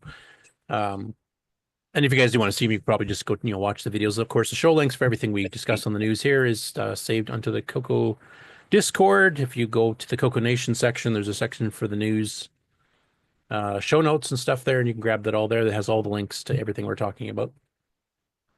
That's the first one. The next one he did is Sands of Egypt, which is a classic multi-platform one, and he's actually done some videos for other platforms, including the Atari 400-800 version, the Apple II version, etc. And he does this one. Now, he mentions in this one, because he does have some commentary, that he found it pretty difficult to get a certain sequence where you have to get the canteen filled with water and drink from it before you die of thirst. I don't remember it being that difficult, so I think there might be an alternative way to solve it a little bit quicker. Unfortunately, I don't remember what it was, but I don't remember having as much of a problem where you're dying of thirst before you can actually drink. Because you have to fill the canteen with water eventually, and I think you have to fill it with snake oil or something too earlier on in the game. And this is a game I actually did play back in the day and actually won on my own without having somebody publish a solution for it first. I actually slogged through it one summer. And it's still, I think, a great example where the CoCo was matching up with some of the other machines at the time. Like this one actually looks pretty good. It animates well. Your camel runs back and forth and stuff and blinks its eyes while you're sitting on its back. And it's just a really good one. And of course, it was done by Steve Bjork and a couple others at Datasoft. And it was the first of the animated adventure series that Tandy sold for the CoCo, with the Dallas Quest being the next one. But it actually kind of started the trend of, Mark Data Products doing all their animated adventure games. And, the one we just saw from Scott Cabot at Computerware. Before that, it was text adventure games or maybe some graphic images like some of the Scott Adams for the Apple II and stuff where you just got a static picture. And that's all you looked at. But these actually have animations like clouds rolling and stuff too. And, if you wander across the desert here, you'll see the animation of clouds going one way. You're walking the desert, scrolls in the other way. Looks like it has parallax scrolling too. Yep. The Apple II version does as well. In fact, it actually adds a little bit of sandstorm dust in there too, which I don't think even the Atari version did. I remember seeing sand. Yeah. Like here, you're going to empty the pool rather than just change it to white. It actually kind of shows a little bit of the draining type thing. And then later on, you get stuff like animated rivers. And I'll show the camel one because that's one that a lot of people really like because it was just kind of fun. I'm not going to do the spoiler for this one. The camel just knelt. Now it sits there, it's chewing, it blinks once in a while. When you ride it, it actually shakes back and forth as you're wandering away here. I always thought that was good. Quite stunning when it first came out, because if I remember correctly, this came out late 82, maybe the beginning of 83. And it was the very first game that Tandy ever sold for the CoCo that required a disk drive. Right. Well, and if you remember, Apple games at the time slowly painted the screens, and we were, competitive at least. The Apple version actually on this one isn't too bad. It has a couple extra animations spots and then slightly less animations than others. They were kind of playing to the Apple II strengths. Like the camel scene, I think it just flipped between two pages, but a camel a little bit to the left, leaning a little bit to the right, and then the opposite. So it just jumped between the two scenes, while the CoCo, I think, has 3 shifted images of it. And the water flow, and when you're in the underground, there is actually a bit faster on the CoCo than the Apple version. But the Apple version, on the other hand, has the blowing sand as well as the scrolling. The Atari version had some pretty decent effects, but I was actually, considering the hardware for graphics and stuff the Atari has, I was a bit disappointed. I think it could have done better, personally. Maybe they're trying to fit in a certain amount of RAM or something, I'm not sure. Anyway, this particular video here is actually a speedrun of all platforms. So actually, why don't I just show you what some of these other ones look like? So here is the Apple version as an example, but you can see it's got the random dust storm stuff kind of going. Parallax scrolling as well, though it's in one single direction. You notice the clouds are not moving on the other hand. So they kept the CPU time for the sand dunes. And this is where I suspect the people that did the graphics for this wrote it with the CoCo as the minimum, 256 pixels across. Because you'll notice in the Apple Atari versions, you've got this border on the side to kind of fill in the extra pixels, because the Apple's horizontal resolution was 280, a little bit higher. And they just put orange stripes there and they don't actually use it. So it's using the exact same graphics, basically. And both the CoCo and Apple II had artifact colors, of course. So you kind of had that going for it, too. The Apple could control a few more of them than we could. But I think they actually use the graphics quite in common, because even, watching the camel here, that looks pretty close to the CoCo version.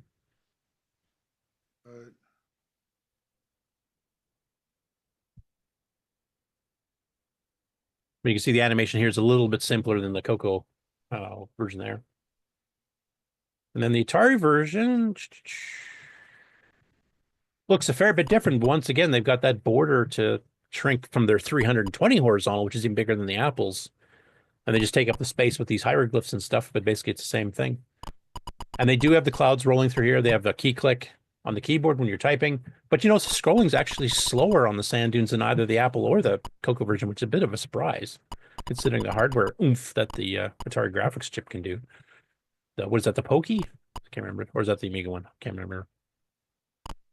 Whatever it's called. Pokey's audio. It's the Antic and GTIA. Antic, that's the one I was trying to remember. Let's see what their camel looks like, just out of comparison. See, that's closer to the CoCo. It has the 3 positions scrolling left and right. It has the blinking and the chewing, which the Apple version has 2 positions left and right, and it doesn't do the animation and stuff. But it looks like the graphics are all designed pretty well identically. I mean, the colors are a little bit more subtle, I guess, in the Atari version, and they had a much bigger palette. They could have made it just as bright, but maybe they figured that would look more deserty. I hope they had a key click off command, because boy, that's annoying. Now I understand what you guys have been bitching about in Nitrous 9 all the time. I usually cheat and go to another window it doesn't have it, or just turn it off. But it's actually part of the OS, so it's just a simple cloak to turn it yeah, off. it's part of the OS on Nitrous 9 now too. So it defaults to off, but I have it turned on in the config when it loads. But I'll be shutting that off in the next one. Next one after that he did is Hall of the King. This is first part of a 3-part series done by Glenn Dahlgren of Sundog Systems, who of course did a ton of stuff, and we've had him on the show multiple times. He's now a rather famous award-winning fantasy book author. So if you've been following, he's got some new projects coming out too here. If you've been following, we might have to have him back on to kind of promote some of his stuff here, because he got kind of hooked on the whole adventure genre on the CoCo. And then he did stuff like Wheel of Time, etc. for the PC, and then now he's just publishing adventure books. He's got a whole series of stuff, and it's actually been quite well received, and like I said, won some awards. But this one actually is quite a cool looking one. And this one took him almost 13 minutes, because it's actually a pretty big game. And this is, like I said, part 1 of 3. What's going on? Today we are playing Hall of the King. And I'm not sure what happened with his audio there, but I'm getting some weird stuff. I had that earlier when I was checking it. I'll just kill that for now. It's one thing that Glenn kind of as a predecessor to what he did later on when he did PC games, where he had a lot more room to, fully describe the story, or even when he started writing adventure game books, or adventure books, I should say, fantasy books, is that he's got this whole backstory you go through and read. Like, it's not just plop you in an adventure and start typing like take water or something like that. Like, he's got a whole background that you actually learn, why you're doing what you're doing, and giving you a lot of backstory to some of the characters and stuff that you'll be encountering later on. And this is like a 3-part series. And I think it's like 2 sides of a disc for each one of them. So it's actually pretty big. This is a CoCo 1 and 2 level game. So if you sit here and kind of go through this, here you can scroll through and see other chunks. There's a whole bunch of stuff in here. It's almost like reading a book itself. And it goes on for a fair bit. And then you get in the actual game itself. And he's got some pretty decent graphics, using the artifacting on the CoCo 1 and 2 to get some of those extra shades, not just the stock black, white, blue, orange type thing. And there's little bits of animation in here too, if I remember correctly. I'll probably have to find the right one, but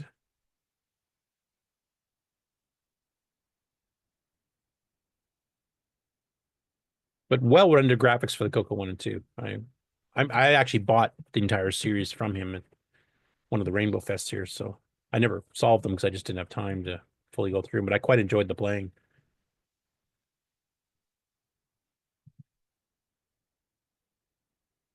All right, there's 2 other parts he's got to go through, so hopefully he'll put those videos up too.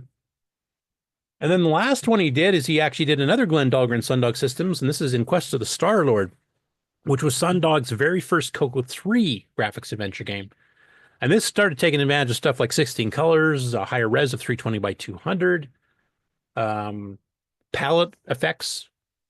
And I think if I remember, this is the second CoCo 3 graphical adventure game ever. I think Tom Mix's Wild West beat it by a month. I think that one actually came out just before the end of '86 when the CoCo 3 was announced, if I remember correctly. But this was the first one that Sundog did, and I think it's the second one ever. I'll play a little bit of the intro here because it's actually pretty fascinating to see how much the graphics got upgraded between a CoCo 1 and 2 and a CoCo 3 when being programmed by the the same author on the 2 games. Flashes of lightning. Hey, Moon Crew. Then you can have a fade in effect. Couldn't have done that on the CoCo 1 and 2 very easily. Of the Star-Lord. This one, and this one, if I remember, is 3 double-sided discs. So there's 6 sides of discs you have to keep swapping between because the graphics are huge because of all the extra color and the high res. But the game's quite big just on its own. Good stories. And this one took him almost 22 minutes to get through. Next game, this one actually has some graphics. World War. And he's got a whole backstory on this one too. And then insert, disc 1, side 1 type thing. It's a little bit slower playing because it does take a while to load 16 color graphics versus, basically essentially 2 color with artifacting. But you can see he's got animation, palette animation in the background where you can see lightning flashes and you see shadows and stuff showing up you didn't see normally, just palette changes. But this is one of the things that CoCo 3 really brought even to basic programmers could get that kind of effect just as quick as he's doing here. Drawing the actual graphics would take a fair bit more time, but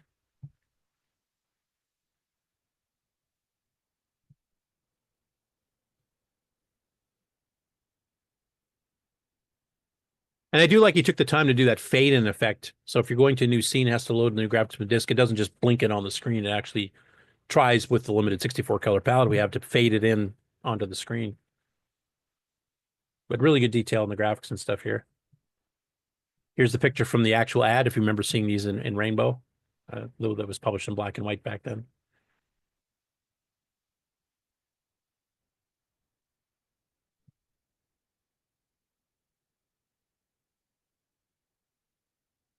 But quite well done. I mean, there's some good artistry in this game. Now here's disc 2, side 3.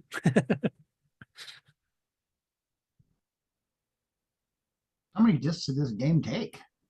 It was 3 double-sided, I think, maybe 4. So it was like 6 sides. So how many sides does each disc have? Yeah, that I don't remember seeing that. So disc 2, side 3. This is the problem where Tandy never updated the disc basic ROM from 35 track. Like they sold 40 track double-sided drives by the time the FT502 came out, and they sold 40 track single-sided drives, which gave you an extra 20K at least. back from when the CoCo 1 and 2 were out still, but they never upgraded the ROMs to handle it unless you bought like ADOS 3. But you can't sell to the widest audience if you're telling them you have to buy a third-party DOS upgrade ROM to do it. This is where OS 9, I think, this is one of the reasons I think Mark kind of stipulated that a lot of the games would be sold through OS 9 only. Because then, if you got King's Quest 3, which was 5 double-sided discs, you could also put it all and fit it onto one 720K or onto one hard drive, like we do in EOU. Like it became easy to do that kind of stuff.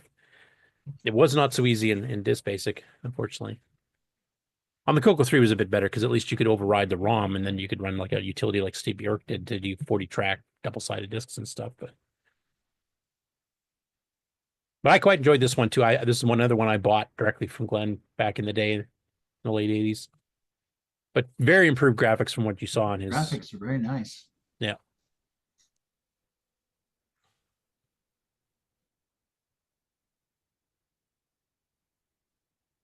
And like I said, very detailed stories. That's one thing Glenn was quite famous for any of his adventure games.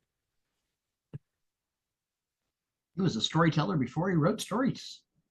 Well, that's kind of what steered him towards that. And we started working with Wheel of Time. He was actually working with the original author of the science fiction novel of the same name. And when they were doing the PC version of the game for Windows, and he got to meet and talk to him. And I think they've even kind of remained friends for a while after that, from what he said on some of our interviews with him. So he's kind of kept with the storytelling. And of course, there's way more room in computers nowadays to do it. So he got more and more intricate as he went. And now he's writing entire adventure novel series. So next up, we have an announcement from Retro Rick that was put in the CoCo Discourse. I just took kind of a screenshot of it. And basically what he's done here is he's taken a game called Tex Two, originally written by Mike Snyder, who we also had as a guest on the show. In fact, we played one of his games for the CoCo 3 as a game on challenge while he was, kind of visiting us the week after the show that he was on for interviewing. And what Rick has said is he's found there was a couple of bugs in the original Tex 2, so you could not actually complete the game. The way it was storing stuff in arrays every time it loaded levels actually would create an out of string space error eventually. And there was also an issue where it was calling a certain routine with a Go sub, but it was actually go-toing back instead of returning. So eventually you'd get an out of memory error because it would keep putting all the return addresses on the stack until you ran out of RAM. So he's got these bugs fixed, he thinks. He's got an upload version you can actually download from the CoCo Discord here if you want to. It's in the basic channel. And he wants people to kind of help test it. This is just a beta. To make sure he's got the bugs removed that you can finish the game. He hasn't had a chance to go through all of the levels yet. But he's been finding a couple other things, and he's also got a couple other plans. So the first thing he says, try out line 1661. This uses an animation sequence that the code doesn't call at any point, which means Mike had planned to use it at some point, put it in, tested it, but just never linked it up into the main game. Maybe he was trying to hit a deadline or something for T&D where it was published. He's also added a cheat that's temporary. This will not be in his final re-release of this game. That you can bump your number of lives up to 9. He also thinks the level code is still too slow, so he's going to be doing some optimizations to that. And he also wants to redo a couple of the graphics images here to make it a bit more resemble to the things they're supposed to be resembling. So there's some more testing. There's some more. If you guys want to help test and see if you guys find any bugs, let him know. But he's going to be doing some updates to the game itself. Both for improvements in performance and then also, some graphic touch-ups and stuff, and then kind of re-release it as a new version. So definitely go check that out if you get time. Next up, Pere Serrat and Carl, what the heck is his name? Keys Van Oss, sorry. Have released 2 more packs of AGD. That's the adventure game designer for the Spectrum. Conversions of games to the Dragon and the CoCo, and they've got separate zip files so you can get with them all on here. You get the short name versions for the Dragon or the long name, and same thing for the CoCo. So the long names are better for emulators. The short names are better for the CoCo SDC if you're playing on real hardware. So the first one is AGD Converted Games pack number 67. This has 4 new games added to it. These will play on any Dragon or CoCo with 64K. There's Andrexoid, which is this kind of mazy style game here. There's Dangerous Davy and the Haunted Chateau with a nice font with like dripping blood. I kind of like that one. And most of these are platformers because that's what the engine is basically designed for. Then there's the Slasher. And the fourth one is called Savage Princess. This one has a pretty impressive title screen, I must say. And even the graphics on the main game actually look a little bit above some of the other ones. They took some time in this. And of course, you're only seeing it in black and white here because that's what the conversion for the AGD does. The Spectrum has the same resolution as our P-Mode 4, but they have that color tile system where every block of 8 by 8 pixels can be a different foreground background color, which is why you get color clash when you have sprites wandering in between them. But still, these play well. We've had one or two of these, I think, featured on the Game On Challenge. But if you're on the World of Dragon forums, and if you're not, you should be, because there's a ton of CoCo stuff in there too. You just go up to the uploads section in the forum, and any releases that they do of any of the AGD stuff is always there with screenshots. You can see what you're getting, and you can go download that one. And they always have the little directions of what keys do what at the very beginning as well. So you can go get that. And the other one he released is the NP13 pack. Now, these are ones that NP stands for New Palette, as Exile in Paradise let me know last week, because I didn't, for some reason, figure that out on my own. So these are the ones that are meant to be played on a CoCo or Dragon that has the Super Sprite FM Plus board. This has an enhanced graphics chip with graphics RAM, a sound chip, and lets the games get ported over to run much closer to what the Spectrum originals were. Particularly if you got one of the later Spectrums that actually had a sound chip, because the original Spectrum did not.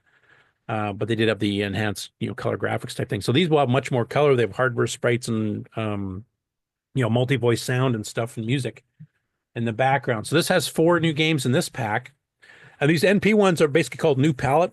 That's because of the initial ports he did for the FM Plus. He didn't quite get the palettes right to match close to what the original Spectrum ones. So the colors were a bit off. And now he's been kind of doing these corrected versions where they're much closer.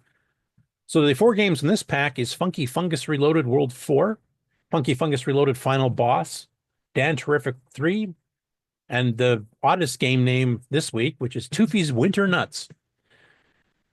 And he's got some pictures here. This one here actually kind of looks black and white, but once you get in the game, you can see there's some color added too. But it's a very dark game. It's obviously you got some like Nazi characters and stuff in here too. So obviously it's a fairly dark game in concept. And you got Funky Fungus, which is the complete opposite. It looks kind of cute and funny. But you can just see the color palette here is so much expanded from what CoCo 1 or 2, and that's the level of machines these run on. These are CoCo 1s and 2s upgraded with the Super Sprite FM Plus board by John Whitworth. Which hopefully he'll have another version of that coming out fairly soon here too. Because that's another one that got hit with, certain pieces of hardware getting discontinued, and like the Game X and others, the CoCo VGA, for etc. And there's so much support for this one because there's literally, we're getting close to 75 games, I think, that are available for the Super Sprite FM Plus using the AGD modified engine here that Pere did. There's Funky Fungus Reloaded. And this one here, got some pretty huge backgrounds and stuff here, but it looks pretty cool. And then Toofy's.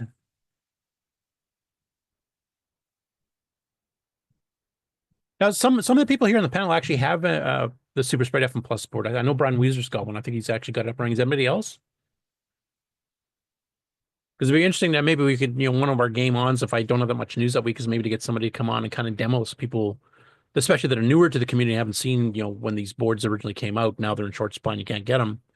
That may be interesting to actually take some of these and actually, show them on the show and kind of go through some of the better ones and show people what it's like. Plus the AGD engine and some of its better games just by itself, just to kind of get people caught up. And just a side comment, you'd mentioned color clash earlier. That was an example of colors done properly on a Spectrum, the previous screen. Yeah, if you designed your game with color clash in mind, like what would cause it, you could actually make it lots of black areas in the screen, basically. So well, you don't have to be black. You could have a whole border from the top half of the screen be background blue, because you could control your foreground color and your background color for every 8 by 8 pixels. Yeah, so as long as you kept the backgrounds the same horizontally, once you got to the next tile, you could change it to whatever you want. I wish we hadn't missed the tab, but yeah, there is a good way to do it and a bad way to do it, and that was a rare example of the good way to do it. Yeah.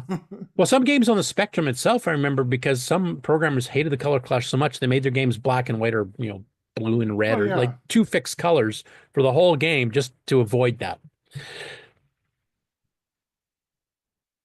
Next up, we have NMI, Non-Masculine, up on YouTube, released a video short showing Kingpede on his CoCo 3, and I'm pretty sure we have played Kingpede on the Game On Challenge, I think.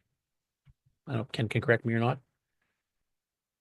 I know we played a few Centipede clones and Megapede clones, so I can't remember if this is one of them or not. But just in case you haven't seen, I'll just play a little clip.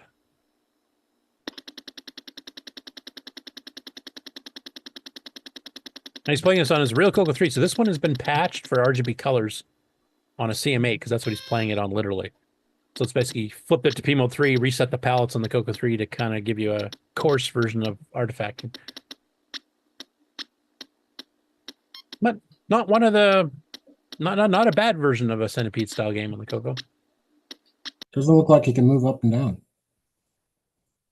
I can't remember. I was always going to see if Ken would remember. I think you can. Maybe that he just didn't choose to do that on the gameplay. I can't remember. It's not really Centipede. If I remember correctly, on Kingpede, you can only move up like 3 right. 3 squares or something? 3 heights of your ship. Yeah. So it's got very limited up and down movement. Not quite as bad as Caterpillar Attack by Tomix, would only let you move 2. Like you had up or down 1 spot, and that's it. But nothing like Colorpede or some of the other ones that you could move just, the bottom quarter of the screen or whatever. Another one is Attempts, a gaming channel by LRU. He goes for the world record things, kind of like the speedruns do, where you submit your scores to, I can't remember the name of the website, that's kind of trying to keep track of high scores for basically every game on every platform. But he submitted a score here using the easy level of Stellar Lifeline by Steve Bjork and sold by Tandy, where he got 49,990. He's 10 points shy of getting to 50,000. That must have hurt. But he has a complete gameplay video here of him getting that score. This is a game that's a lot of fun, and it definitely gets way more difficult the further in the game you get. And this was one of your favorites, Ken, wasn't it? Yep, one of the very first games I had on a CoCo. So special, nostalgic for you.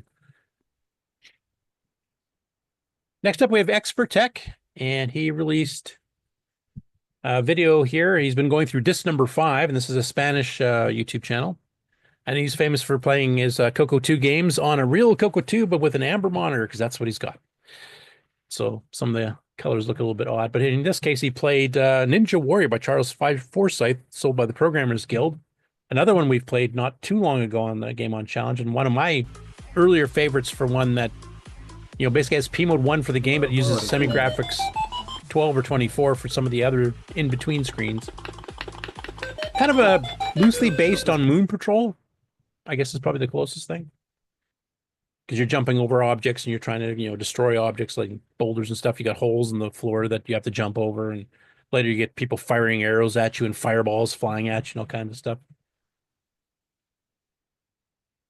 Next up is another speed run, or not speed run, but another record submission, and this is kind of a rare thing for this particular game. So Alcatraz II by Spectral Associates, and then sold, I believe, by Microdeal in the UK. Is a basic game by Mike Huey, who later became famous for doing games like Grabber and Draconian, which are machine language games, but this is an earlier one. And the game concept's pretty good. Actually, I don't mind it, but it's a little bit slow the way it was written in BASIC. But we just had Alcatraz II as a video from somebody else last week. And this is a game that doesn't get played too often. Like, it shows up once every couple of years. Now I've had 2 in 2 weeks in a row. And this is an actual official submitted score. I won't go into playing the video because we just literally did this last week too here, but I was kind of surprised to see it show up twice in 2 weeks. Next up, Jim Jewett has released yet another update to his Space War game. I think he just did one last week, literally, to the CoCo Facebook group. And this expands the game now to have 5 levels of difficulty. I think last week he expanded it to 3. He's also included in a companion program, as well as the manual and the zip, as you can see on the screen, you can download from the CoCo Facebook group, which he called Spoof War. And this contains Easter eggs related to various science fiction movies and programs. So he's, instead of trying to be legal about it type thing, he's actually got references to rather famous science fiction. The copyright strike stuff. version. Yeah, it's kind of like the early 80s when everybody just ignored all that crap, and Darth Vader's in there, and so's the Enterprise. And then a couple years later, the movie houses came down and you can't do that unless you want to pay licensing. Anyway, it's available for download, and you can give it a shot.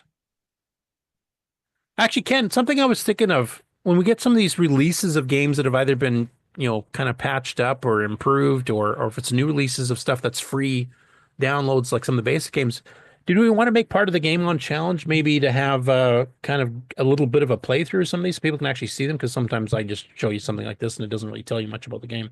Oh, you mean I actually have to start paying attention to the news? Yeah. Oh, crap. That's the secret reason to do it, but yeah. No, I just kind of like spotlight some of the new games that come out. Like obviously the big releases like by Nick and some of the, the higher end guys that program machine language will have a whole special devoted to them. We already do that. But some of these, smaller basic games and stuff that people release, I think they should get some shared airtime of actually showing the game playing. Yeah, sure. Just cool. You could maybe send me a list of things that come out in case I miss You're still it. making me do the work. Look, that's not what I'm trying to get at here. Absolutely. No, I'm trying to take as much work off of me as possible. So I think we agree. Sloopy will handle it, right? Absolutely. So we could push everybody. So Space Wars is played in 12 weeks. So he's got to get it finished, and you guys got to play. What's this no thing I keep hearing in the background? So if Sloopy has to deal with it, then I guess it's being passed on to Jim. Yeah, I mean, Sloopy keeps telling us about Neutroid. I think this is fair revenge. No. Interns are for.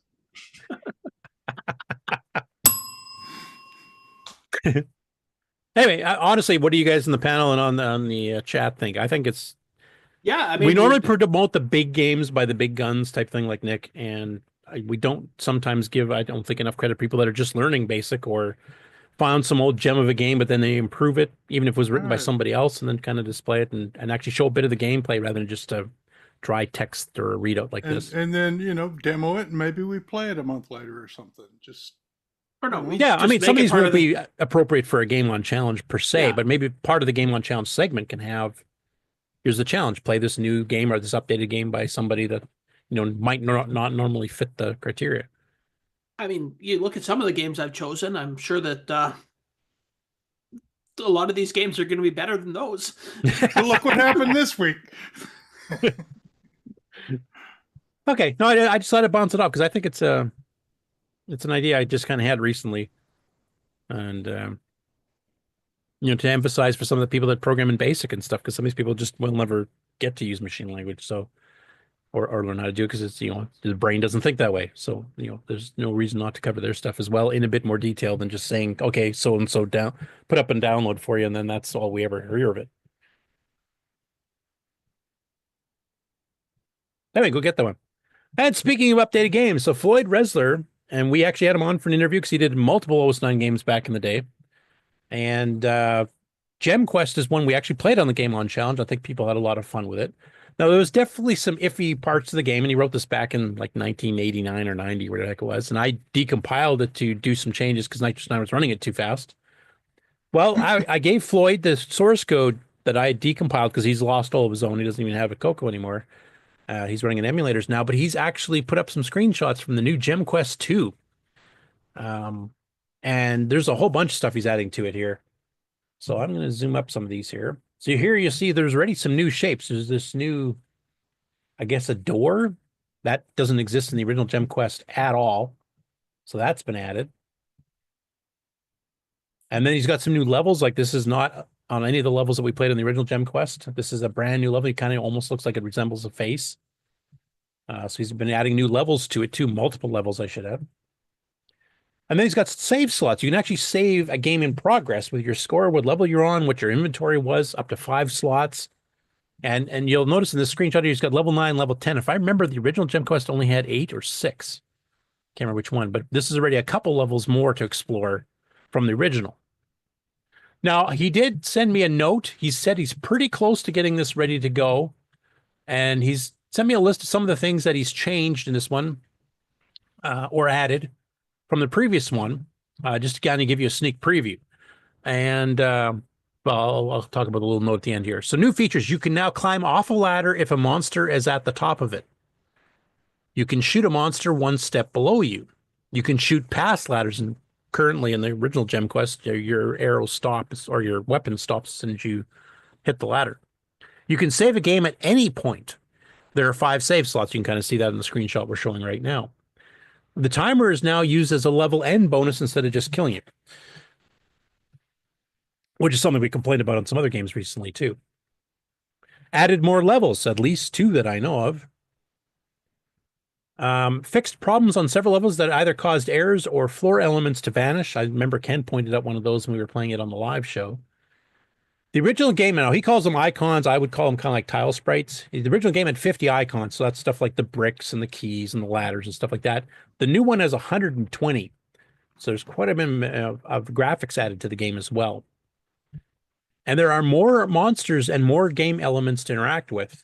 We showed one here, I think, with this kind of doorway thing over here. So there's a bunch of new stuff added. And then he adds a note, there are even more additions, but you will have to find them when you play once the final release is out. So he's keeping some stuff kind of secret for the players to discover as they're playing the game. So I'm really looking forward to this because I always like Gem Quest and Dungeon Depths, which is another one he might start adding and stuff on. But this is the one that he's been working on tirelessly since we did the Game On Challenge and coming up with different things to add. And now we got our first real sneak peek of it, including the saving in progress in the middle of a level. This is the part I really like, because before you basically had to, just grind your way through the whole darn thing. And this way you can kind of pick up where you got to and just continue on. That's a huge thing for a large scale game like this, where it takes you a while to solve each level. So yeah, looking forward to that. Hopefully within the next month or two. I think he said he was going to try to get it out before the fest. So maybe that's something that could be played at the fest by some of you that are going to be down there.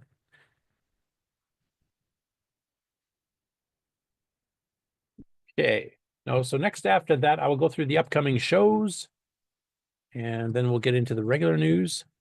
I will mention there's some more gaming stuff in the regular news. There's some projects that have been announced that are pretty cool and are game related, but first we'll get into the shows. Okay, first up is, well, the first one I guess we should mention is actually next weekend, April the 5th. And this is a special about the RIBS BBS system, which allowed the CoCo 3 to join FidoNet and exchange messages and have forums and stuff, including some CoCo related ones. I used it a ton back in the day because it was way cheaper than CompuServe. It's free. And we will have its original author, Ron Byler, will be on, the one who created the whole project in the first place.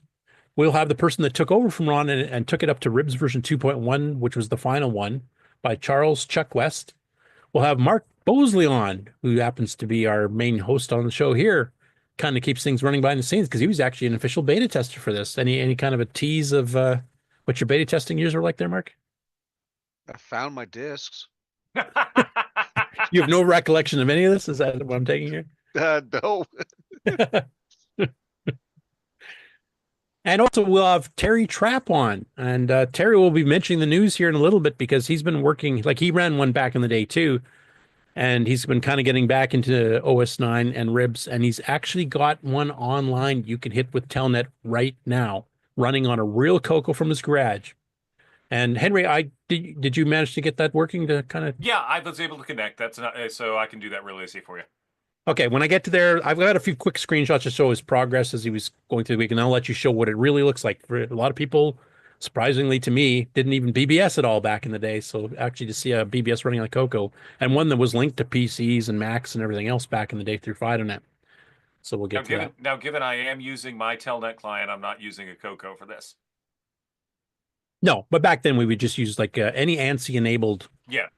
Or OS 9. I can't remember. Yeah, I think RIBS had the OS 9 terminal emulation yeah, too. RIBS does have OS 9 terminal emulation available. I'll show you that. Yeah, because then you can run KBCom and OS Term and SuperCom by Dave Phillipson and a few others too. But we'll let you show the ANSI version of it, which it supported. Like when PC callers came in, that's what it looked like. Hmm. Okay, so that same weekend, April 4th to the 6th, is the VCF East, which is at the InfoAge Science Museum in Wall, New Jersey, that Henry is heavily involved with. It's because there's a ton of these computer classes involving CoCos and FujiNet and a whole bunch of other stuff. And any updates on that? You're getting pretty close to the wire here. So yeah, we are at the wire, and so bring your laptop to the classes. If you're coming to the classes, please bring your laptop. Why? Because it's going to be easier than trying to get a whole bunch of CoCos up and running at the same time. Mainly because not so much we couldn't get machines, but because getting screens is an issue. So with all that said, remember that I did post instructions on my. I did put a video up about how to get FujiNet PC running on your whatever the heck you're running. So that's on the video on the break. The most recent video on the break key has that available for you. It's not difficult to do. But we are looking at doing some assembly. We are looking at doing some basic. We are looking at doing just some basically fun things with working with all this. It should be a good time. And also, I see you've actually got names now for some of these other courses. Like you're not. It doesn't look like you're doing the whole thing anymore. No, like no, I'm not doing the whole thing. I never was going to do the whole thing. But no, we've also got one. Now it's not CoCo related, but something that looks like it's going to be really fun on there. There's a sequence on chiptunes. So if you look down on, I think it's on Saturday, there should be something with chiptunes in there. If it's not Saturday, it's like Sunday. Oh, they're in the right chiptunes. You mean Yep, one in they're in green? the right chiptones. Yep. So that's going to be Brendan Becker. He's going to be in the I think, and speaking in the 11 o'clock slot on this.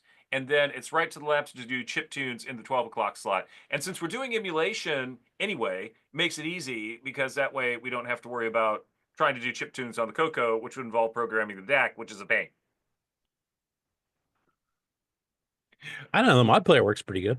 Well, mod player can work pretty good, but then you got to be able to do the samples and everything like that. Yeah, but at any rate, my point being that if CoCo's not necessarily your bag, but you're listening to this, or you want to branch out into other areas, yeah, we've got some other stuff happening there. But the CoCo stuff, I'm really excited about. Yeah, so it looks like we have 3 presenters handling the CoCo stuff now. So it's yourself. Yep. AJ Griglak. I'm not. Yep. The name sounds familiar for some reason, but he looks like he's having some. He's been around the Discord a bit. Okay, and then Dean. I don't even know how to pronounce his last name. Not Turncola. No Turn. Just Dean. Dean. Naturnicola, I think, but I'm not really sure. I just call him Dean. But yeah, he's been around for a lot of those, and he's pretty good with the basics. Okay, cool. I hopefully these are all being recorded, right? I think so. I'm not sure when they'll be released, but whatever the case, I'll be there. I'll be there during our regular show time. Depending upon whether or not we're running into having like a 6-hour show or something like that, then I can make myself available for a walkthrough. Okay. I just want to respond to Franklin Harris, of course, the guy who runs Retro Rewind. He goes, Curtis, how the hell do you remember all of these application names and more importantly, the author's names? Most days I can't remember what I had for breakfast. I forgot to have breakfast today. So that's probably what happens. I'm not even kidding. I totally forgot I didn't have breakfast. This has been breakfast, my coffee cup. Well, I guess I had one granola bar, but hey, looking forward to this. I hope if at least if they record everything, if it takes a couple months to edit down and get all the stuff out, because it's not just CoCo stuff. It should be, but it's not just CoCo stuff that they're having classes on. But it'd be great to even have these kind of get released every few weeks. Would be nice. Could kind of get fed with a whole bunch of cool stuff that happened. Well, we'll see what happens with it. My experience with VCF East is that it took half a year. Yeah.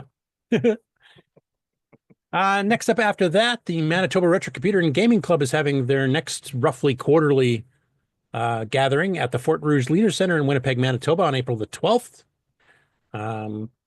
This is one that group that D. Bruce Moore and David Krieger are both members of, and I actually got out to visit them on January because they were kind of doing a Tandy special. The one that's happening in April is kind of focused on the Commodore 128, but it's just, it's kind of their highlight. They allow all kinds of retro there, so I'm expecting there to still be some CoCo or Tandy related stuff as well. That's a nice little afternoon gathering for about 4 hours.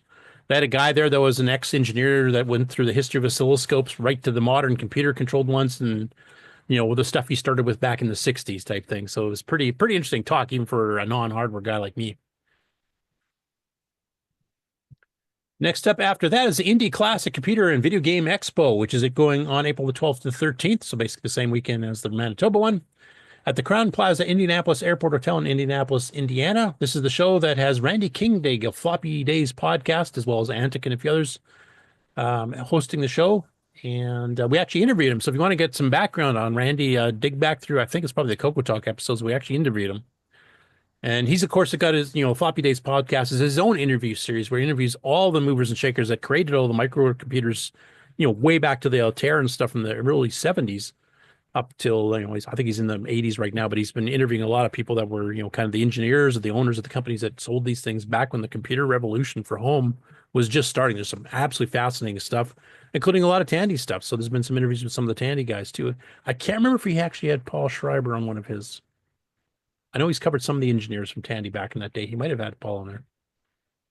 Anyway, he's a really nice guy, so I definitely would recommend going. The pricing of this one is $5 a person per day or $10 for the family. Next up after that, the Amigos have announced that they're having their next International Computer Club. This is kind of also a roughly quarterly or maybe twice a year or 3 times a year, depending on when Aaron decides to do it. But they got their next one that is now announced to be on April the 26th.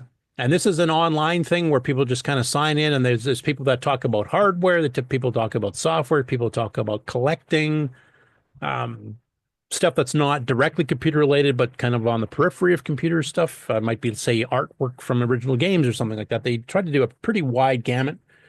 Nick and I have both been on the show multiple times. I don't think I'll have anything ready for it, but I think, Nick, you're kind of planning at least to give their audience an update on your pinball game, and you might, just depending on the timing, you might actually have a couple new things to show that we haven't seen yet. Hopefully, yeah. So we'll see that. You got a few weeks there. But they're always done. They're a lot of fun, and it's a live stream, and then you can go watch it on their YouTube channel afterwards if you missed the live stream. It's usually Saturday afternoon, so kind of either after our show if we have a short one, or it starts up during, and you probably remember a few times where I've kind of ducked out before the end of the show because I had to go join their show halfway through it. But there's a lot of cool stuff in there. Next after that, of course, is the big kahuna, the 33rd annual Chicago CoCo Fest. And that is going to be May the 2nd and 3rd, which is a day earlier than it has been in the past. We'll take down on the morning of May 4th, the Sunday. So this is actually a Friday, Saturday, rather than a Saturday, Sunday show. And that's at the Holiday Inn and Suites in Carroll Stream, Illinois. The hotel room special rate, which you get with the group rate code of G30, I think is expiring fairly soon from what I remember Grant saying. So I think you've only got another week or so to actually book it with that. There's still tables if you want to be a vendor left, though most of them are out in the hallway now or in this secondary room. And this is the CoCo happening place. So if you want to see what's all happening in the world of CoCo and kind of get caught up, plus, there's people there that might be able to fix some of your CoCos, both software and hardware problems. You'll be able to pick up stuff in the auction that is, on eBay will cost 10 times as much type thing. So it's just a really good place for anything CoCo related. Next up after that is RetroFest 2025, and this is a swing over the pond. And this is May 31st to June 1st, organized by Tony Jewell, who we've had on our Dragon Special. And it's happening in Swindon, England.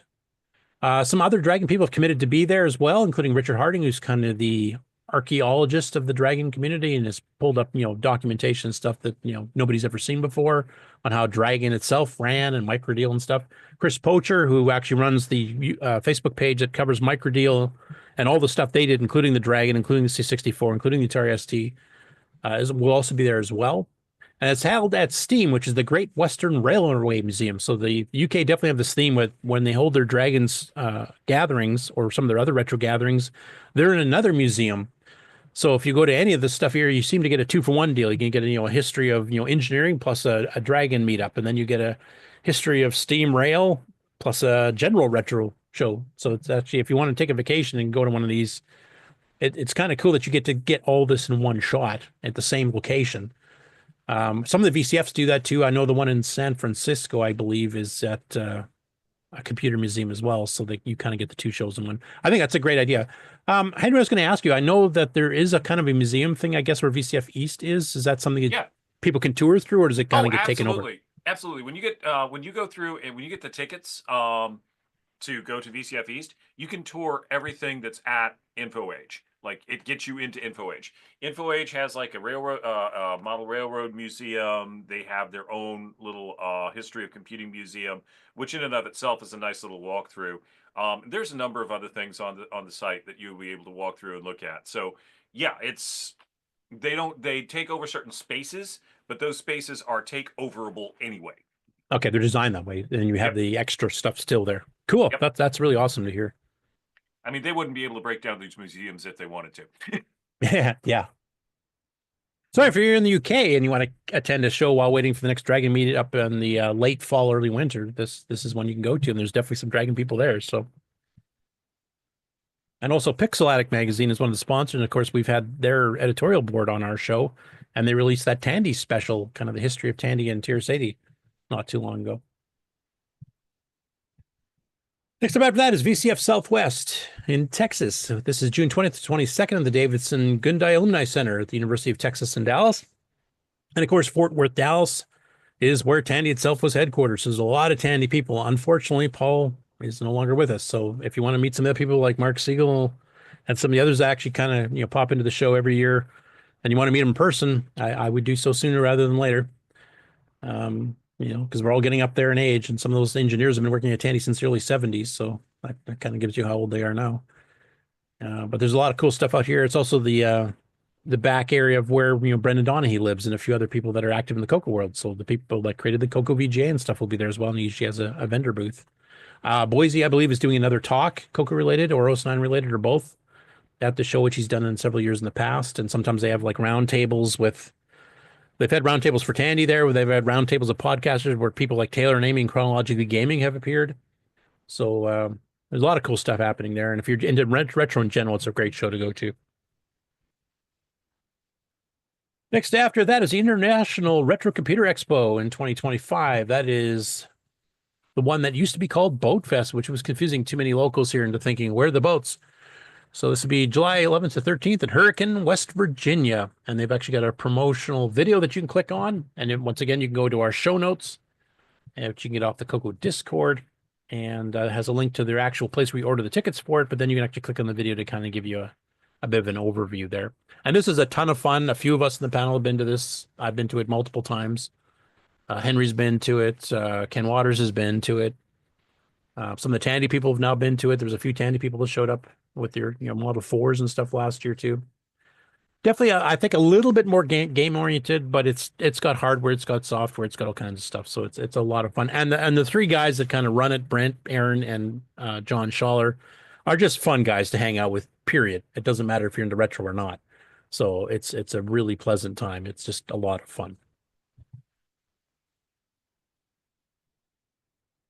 Next after that is the biggest vintage computer festival on earth that I'm aware of, which is VCF Midwest.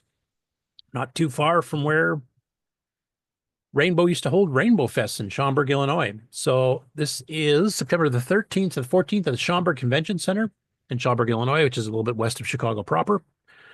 This is the 20th anniversary of the show this year. So this they're hoping to, I think, get some special things out of this too here because of the anniversary. And there's also a lot of collaboration between CoCo Fest and VCF Midwest. So I would expect there to be a large number of CoCo and Glenside people. They had their own CoCo section at the show last year. We had some first timers there too, like Rick Eland. I think you had a good time at that. Still free. Go ahead. The only thing the site needs are those little street scooters you can rent to go through the hotel. Like at the airport where you can just get those almost golf cart things and just drive around. And this is one of the VCFs that actually still has free admission because most of the others actually have a charge for admission. They're kind of adamantly making sure it's free. And this, I think, had 4,000 people or a couple thousand people at least last year. It was big. It was standing room only that on Saturday. Yes. Yeah. So that's an awesome show, and we've usually had some of you come on and kind of live stream bits and pieces of it, and there's even music now because the Stop Bits, which involves Taylor and Amy and a couple other YouTubers, actually are creating an album right now of retro themed songs. They did a couple of them, I guess, at the show last year, and of course, people get busy with real life and stuff, so they're still working on it. But I guess they're planning on a whole album by the sounds of it, which would be pretty cool. They haven't stopped. Oh no. Rather than listen to me noodle for 4 hours straight, in the evening. Right. Next up after that is Retro World Expo, which is September 12th to the 14th at the Connecticut Convention Center in Hartford, Connecticut. Former home of the Hartford Whalers NHL team, way back for the old people here. Ticket and vendor applications are not quite ready yet. Well, I guess vendor applications are ready now, but the registration is not quite there yet.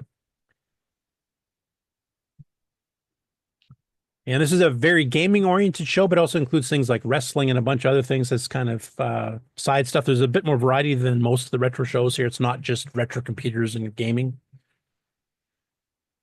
I don't know if anybody's actually been to this one yet, so hopefully somebody from the CoCo community will get a chance to go out there and then kind of report back and let us know what it's like. As you can see from the background pictures they're going by, there's like arcade cabinets and home consoles and home computers and a bunch of other stuff. Next up after that is Tandy Assembly, which is September 26th to the 28th at the Courtyard by Marriott Springfield downtown in Springfield, Ohio. And of course, this covers all Tandy things. This covers Tandy, 1000 series up to the 4000s and the Model 100s and the pocket computers and the TRS-80s and the CoCos and a ton of stuff. I'm not sure who their keynote speaker is going to be. They also have their Tandy Tech Track page, which $50 entry fee if you're doing all 3 days, $30 for Saturday, Sunday. These are very highly technical things that they do. They're kind of seminars, but not so for like the more general public. They're more for the diehards, I guess is probably the best way to describe them. But if you want a lot of really technical info, these would be awesome to attend. I will mention they've actually got their sponsor page starting to go. Some of the exhibitors have committed to it already. So we've got Peter Satinsky, of course, who managed to scrape up and find a Model 10, which most of us didn't even know existed. And he's going to be talking about Tier City expansion interfaces. And Ian Maverick from Australia, who also makes hardware for the various Tier Cities, including the CoCo. If you want to get an RS-232 pack remake, he's one of the guys that actually manufactures and sells them. And if you want to save shipping from Australia fees, this might be a good show to hop down to and just pick one up the table. Tell him early ahead of time so we can bring it down, though, obviously. Arnold Peter and Matt Boyton hasn't quite figured out what they're going to be talking about, but or what he's going to be selling, but he's committed to actually attend the show as an exhibitor. Joel Hilliard's down there. Marco Urs of Retro Stack, Kenneth Verana, Matt Massey. And he's got updates in Nitrous 9 and Basic 9 for the Phoenix line of computers. So he's been working with Boise on that. And of course, Basic 9 is one of my pet projects. In fact, the next version of Nitrous 9 is going to have another modification to Basic 9. Pretty minor ones, but had to throw something in there. Tim Halloran and Scott, I'm not sure how to pronounce that. Twinison. He'll be showing a collection of his stuff, including Model 4Ds, Model 1s, some of the Tier City clones, including the Max 80 and a Lobo, or with the Lobo hard drive, I should say. Simon McCullough was showing off the Model 12. Michael Hill will be showing off retro projects from the Tech Dungeon. So they got a pretty good lineup of exhibitors already in here, and that's like still 6 months away. So that's doing good. Next after that is the Portland Retro Gaming Expo, which is October 17th to 19th. And that's at the Oregon Convention Center in Portland, Oregon. And this is one that Tim and AJ have attended as an exhibitor before. I believe this year they're planning on attending just as attendees. It's pretty packed. It's definitely gaming oriented, as you would guess. But it does cover home consoles. It covers home computers. It covers, kind of collectibles that are kind of surrounding that scene. And I know they had a lot of fun at the last time. They had people coming up that kind of like live game challenges and stuff. Tim and AJ did. Where you come and play against Tim and stuff, which is pretty cool. And I'm just going to update my notes here because I keep forgetting to put in where it's at. So just give me a second. You'll hear my table bouncing around here, I'm sure.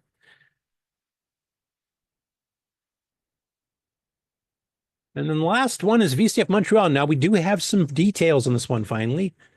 Frank Linares, who's in our chat right now, is actually one of the organizers of this, as he is also of the world of retro. And some other world of, other slum machines. Just kidding, Frank. So this one is taking place January 24th to the 25th in 2026 in the Montreal area. It's taking place at the Royal Military College of Saint-Jean-sur-Richelieu. I am probably absolutely hacking that pronunciation. And they've actually got a map of the campus. They got directions to get there, talking about the food. There's a whole bunch of other stuff like tickets and prices and what the classes and stuff are going to be. Haven't been announced yet, but they've actually got the page kind of set up now. And this is something you won't see on VCF too much, but now they've got it in French. So any of our French attendees or people that speak French native like Frederick won't have to sit here and translate all the English stuff. You can actually just go read it in the native language. And of course, Montreal is in Quebec, Canada, and Quebec is a officially bilingual province where there's French and English. and just like a pocket of Winnipeg is, and I think or is it the Louisiana Bayou? Is that a mixture of French and English in the States, if I remember? Right, but there it's optional. Yeah, it's optional, and you've also got some Creoling that's happening in that region. I would imagine. Right. Yeah, high school French won't help you in Louisiana. High school French wouldn't help me in Montreal either, so I don't remember any of my high school French, to be honest. Bonjour, I remember that, and that's not the right way to pronounce it either. So anyway, there's all these retro shows happening. If you guys in the audience here are listening afterwards have any others that I may have missed, if you want to send me the details and a website link, I will add them too. And as we can see here on the VCF Montreal, some of these get updates as they go along too. So hopefully we'll get some class lists and stuff later on as well. Okay, that's it for upcoming shows.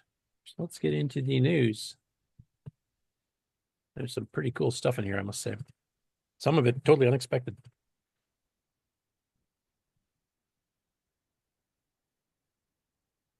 And I think that's the right window. You guys are seeing a load MPF, I'm hoping. Yep. Oh, good. I did pick the right window. Okay, first up, CoCo Town. After doing a bit of a side trip to visit Nitrous 9 and some of the intricacies of how that operating system works, he's switching back to his game projects. So he's doing Game Revolution Cycle 23 of his Moon Patrol clone that he started when he was a little wee teenager. And now that he's older and wiser, or at least older, he's now revisiting it and kind of taking all the stuff he's learned in the last decades and applying it to doing it in machine language with a lot of optimization stuff. And this particular one, he's starting to learn how to make non-player characters, or in this case, enemies. That's basically what you had back in the early 80s. We didn't call them non-player characters back then. And I'll play a little his intro because it's, as usual, quite hilarious. And you can kind of see what he's shooting for in this one.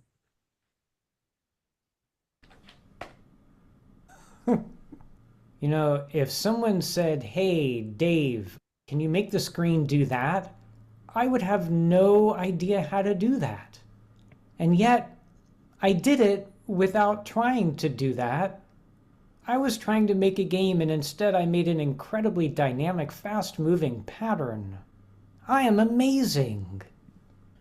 Hello and welcome to Game Revolutions, the series where I take an 80s-style arcade game I started writing in high school. Any similarity to actual Moon Patrol Living or Dead is purely coincidental.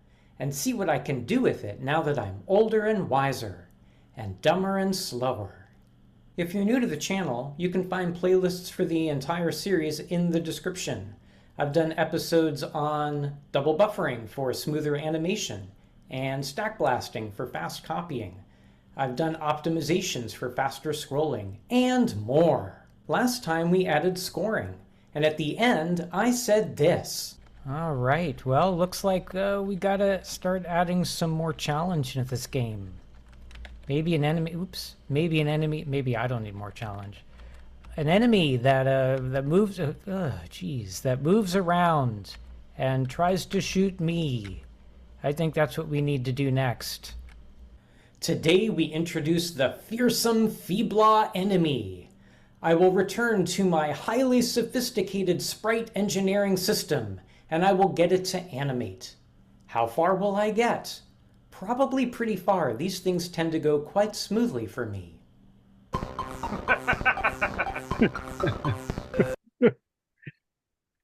Anyway, I'm going to show a bit of a preview.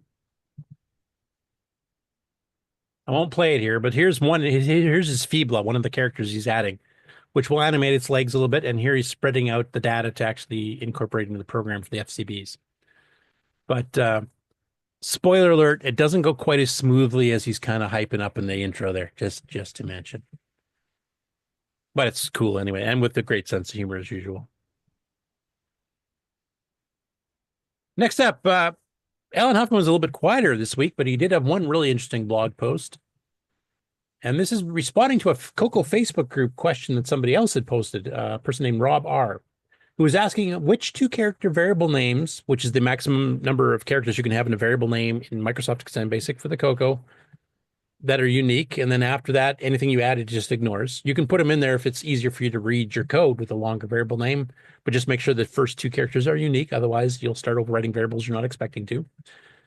But basically, the question was, there are some 2-character reserved keywords in BASIC. So obviously, you cannot use those as variable names because then BASIC gets hopelessly confused. And he listed out one example as the word to, like in a for next loop, for A equals 1, 2, TO, 5, for example. So you can't use TO, you'll get an actual error from BASIC if you try to use it as a variable assignment. And then Alan was kind of wondering, well, what other ones could possibly be in there that would fall into that? And of course, you have to take consideration as different parts of BASIC were added to it, like extended BASIC was added, and then disk BASIC was added, that some more will suddenly become off limits. And people maybe wrote code for color BASIC way back in the day, then they get a disk system and extended BASIC later on, and kind of didn't realize that the word as is now part of disk BASIC. And you may have done a variable called AS, and all of a sudden you're getting errors, and the code worked perfectly fine before you upgraded your CoCo. What's going on? So he kind of goes through and makes a list here of the ones he can think of. So as in disk BASIC, which is used by the field command, where you're defining chunks of random access files. For example, here 10 is a string, which means you're defining a string to be a 10-character field. FN for defined function, that was added in extended BASIC, where you define your own numeric functions. If, of course, for if-then statements, that was actually in color BASIC. On for on go to, on go sub, and then later on the CoCo 3 on error and on break. Or, and even a color BASIC. So if A1 or A equals 2, for example. And of course, the mentioned 2 for the for next loops. And now he's kind of wondering, is there any others that may have been in there that he just couldn't remember? Can any of you guys on the panel, I'm wondering, who have programmed in BASIC, think of any other 2-letter BASIC keyword commands that may break if you try to use it as a variable name? I tried when I first read this, and I think he got them all that I can remember. Though I didn't go too much into, like, say, super extended BASIC. And putting spaces in doesn't help it sort itself out, or no, because those are going to be hit by the tokenizer before they hit the variable name parser. Yeah, look at that, like a high bit set, and as will become. I'm guessing it's not the real value, but say 9E. Yeah. Side note, Basic 09 has the same problem because I mistyped a variable WEnd as end, and it really freaked out Basic 09. So now, it hasn't gone away. Now, I didn't quite catch that. Is the whole thing? He's saying that about the numeric variables, not about the string variables, right? No, I don't know if it tries to tokenize. I've never tried it, actually. That's a good question. Let me pull up extra real quick and see if that's going to happen. See what happens, yeah. Give me a second. I need to even be if string, because that would even be color BASIC. I mean, like I say, all the way through Basic 09, tokenizable word equals something becomes an error. So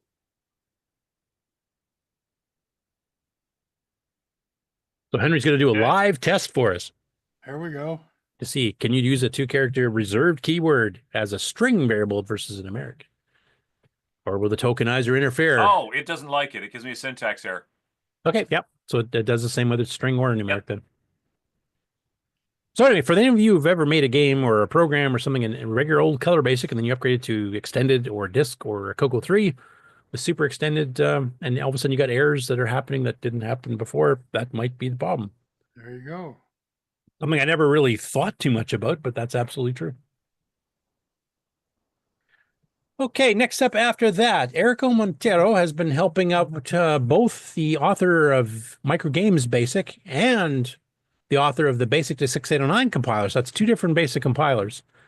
One is Marco Spedaletti, who was actually in our chat earlier. I don't know if he's still there or not, but he's the author of Microgames BASIC. And then Glenn Hewlett, of course, is doing the BASIC to 6809 compilers. And what Erico did is he took some sprites and data, background graphics, etc., from Golden Axe, and then made them for the CoCo. And then he decided to help the authors run an animated sprite running across a background, so it's preserving the background, in both of those languages to kind of see how these compilers work and how fast they operate. And the results are pretty good. I will say that in Basic 09 and Nitrous 9, I can do, if it's on a flat background of a single color, I can do as fast as these guys are, but it's a fair bit slower if you're trying to do mass background graphics. Some of the commands are there. It's not as easy to do. I do plan on expanding that later on to make it a built-in command where it does it all on its own one shot instead of you having to do each layer of anding and oring and all that kind of crap. But they actually look pretty good. So here is the one where he is doing the Micro Games basic version.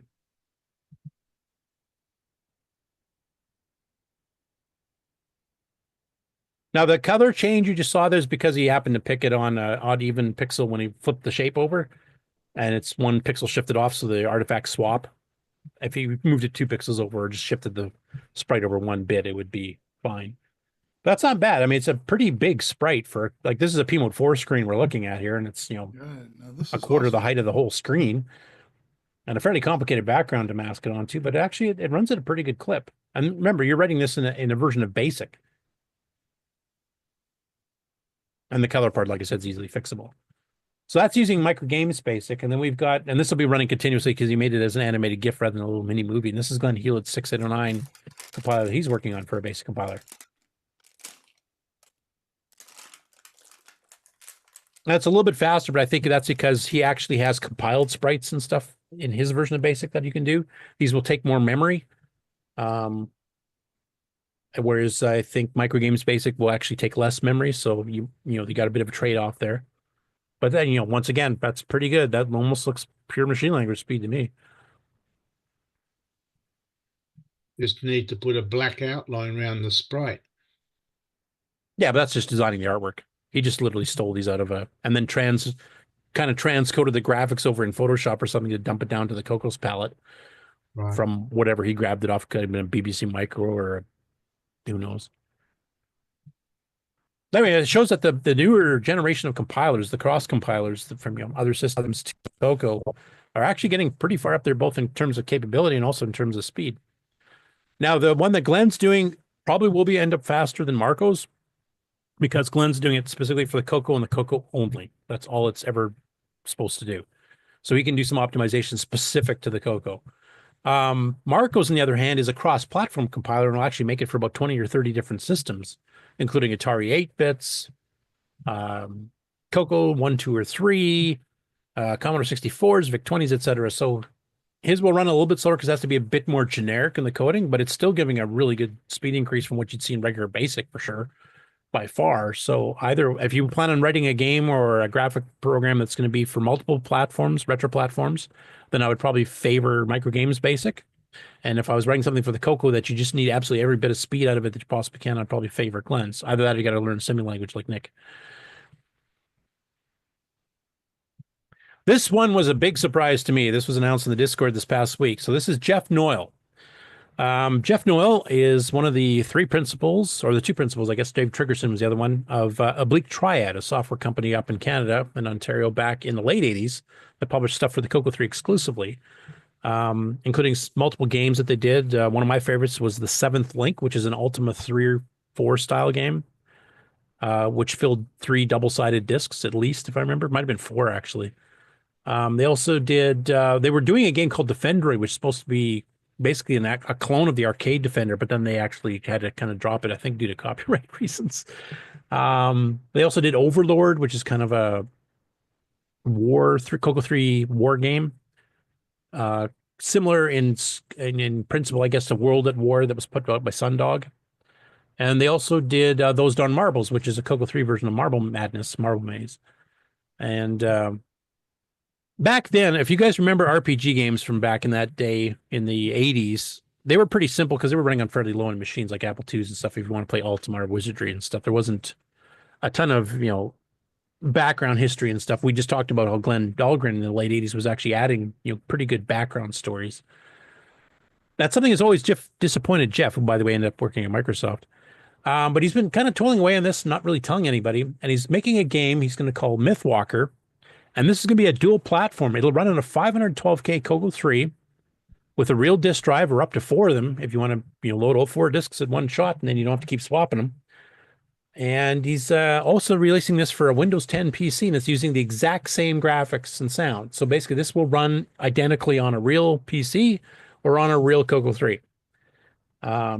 So So he's got a kind of introduction here. We've got some of the screenshots. It's formatted similar to a standard Ultimate game where you've got a good chunk of the screen is your current map and where you're on the map. And then he's got a text entry area, and then he's also got a kind of a status area here. Now you'll notice the descriptions and stuff here. He goes into quite a bit of detail. This is one of the things he wanted to really accomplish with this game was kind of make it more modern style, where you're not just trying to do like 2-word parser type things. So I wanted to read out what he said when he announced this on the CoCo Discord, which kind of gives you a bit of a background. It says, hello, everybody. I've been working on a new fantasy RPG for the CoCo 3 with 512K. It's kind of my attempt to atone for the 7th Link from back in the day, which was missing a lot of elements and what makes an RPG so fun. Like the story. I thought 7th Link had a pretty good story. The manual kind of covered it. NPCs, this is something that all the CoCo Ultimate style games, Paladin's Legacy, the 7th Link, Gates of Delirium, I think because they were running out of disk space and didn't want you to swap disks even more often, our NPCs are pretty limited. You might talk to something. If it was a specific NPC, he would give you a clue for something later on the game, or it would just say they mumbled or something. That would be the extent of it. So he wants to get much more intricate with that. Items, magic systems, riches in general. Here's some of the details from my website, which I'm showing you right now. You can actually see the screenshots. He said the contact tab, and you'll see some of these tabs here on the bottom if you hit the web page that he's got set up for this Mythwalker game. We'll link you to his Discord, where you're all very welcome. You'd like to follow the development in detail, and a link to his Steam page, which I'll show you shortly, which actually has some zoomed in photos, which I hope work when I'm sharing. And also has a video, so you can actually see it. And he's got some effects on that actually grabbed me as soon as I saw it. Like, I've never seen a CoCo game, role-playing games type thing, to have some of these things. It's remotely a custom virtual machine for which I've made PC and CoCo 3 implementations. Even the save files are cross-compatible. So if you are playing on your PC on Windows 10 or higher, and you save the game, you can actually load that save game onto your real CoCo 3 and pick up the game from there. And it's the same game, and vice versa. You could save it on your CoCo and then throw it on your laptop when you're on a plane and continue playing it on the plane without having to run a separate emulator. You can also wishlist if you like and get notified. It looks like it's going to be sold on Steam when he's finished. And he says, I'm planning to just charge a very nominal fee for it. So he's not planning on, charging an arm and a leg for it. And he says he's kind of hoping to finish it in a year or two. And I have no idea how long he's been working on this. He's kind of hinted at me in the past that he has been thinking of doing some CoCo projects. And obviously he's been getting pretty far along in this one. And so he's got kind of the about here, the story, kind of updates here, which he just kind of made this thing. Contact, the CoCo 3 version, where he mentions here. Here's a picture of it running on his real CoCo 3 with a floppy drive, and it pretty well looks identical to what the screenshots from the Windows 10 PC look like. So here's his Steam page, and I'll go through the screenshots first, and I hope this works. Okay, you guys can see the zoomed up screenshot, I'm presuming? Yep. Okay, good. Because the video one, I'm not sure if that's going to work, which is going to suck if it doesn't. We can see he's got some pretty detailed graphics. He's got these skeleton stuff running around. He's got the different, charts here on the bottom of your character health, etc. But the big thing that you'll notice different from, say, 7th Link or in the other CoCo clones is that he's got these detailed descriptions. So you're talking to a person, and it says, "Hi, strangers. My dog Bone apart has gone and buried parts of himself all over again, and I can't find them anywhere. Could you go out into the hills to the northeast and see if you can find his parts and put them back together?" So the game also has stuff like side quests and quests that you have to go on. I'll be ever so grateful. I'll give you one of my marbles. So this is where you meet a non-player character. They actually have a fair bit to say, and they send you on a quest to go do something. Whereas on most of the other ones, it's like you have the main quest of whatever the purpose of the game is, and that's it. Occasionally, you might go find an NPC and locked in a jail somewhere, but that was the extent of it. So much, much more detail. Oops.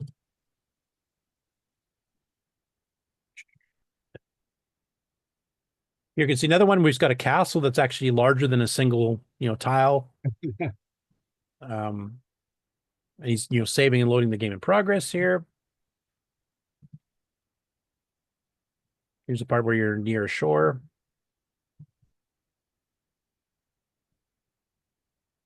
And here you can see, like, depending on where you're in the game, some of the palettes change a little bit, so you can get some more, different details for different parts of the game that you get into. Here you can see where you're actually seeing like large scale houses. I'm assuming it's kind of like zoomed up in a town type thing, or maybe it's, I don't think that would be the main, broader map. But quite a few details here. Like most of these, just kind of did the straight hallways and stuff here, but these actually look like little houses and they have doorways and, signs maybe to identify who lives here or whatever. Here you can see here's one with a lighthouse on the edge of an peninsula. And once more, the interaction with your NPCs here, like just all this kind of stuff here. Where do I live? What has happened to me? Follow the coast west, number 1 point. Your mother is there. 2, sorry, mate, you're on your own. Like you're kind of responding to an NPC. Oh, I have a mother. I guess I must. Which way is west? You point to the west. Oh, thanks. I'll head that way. Don't go to the quarry. So you're getting a lot more interaction with the NPCs in this game.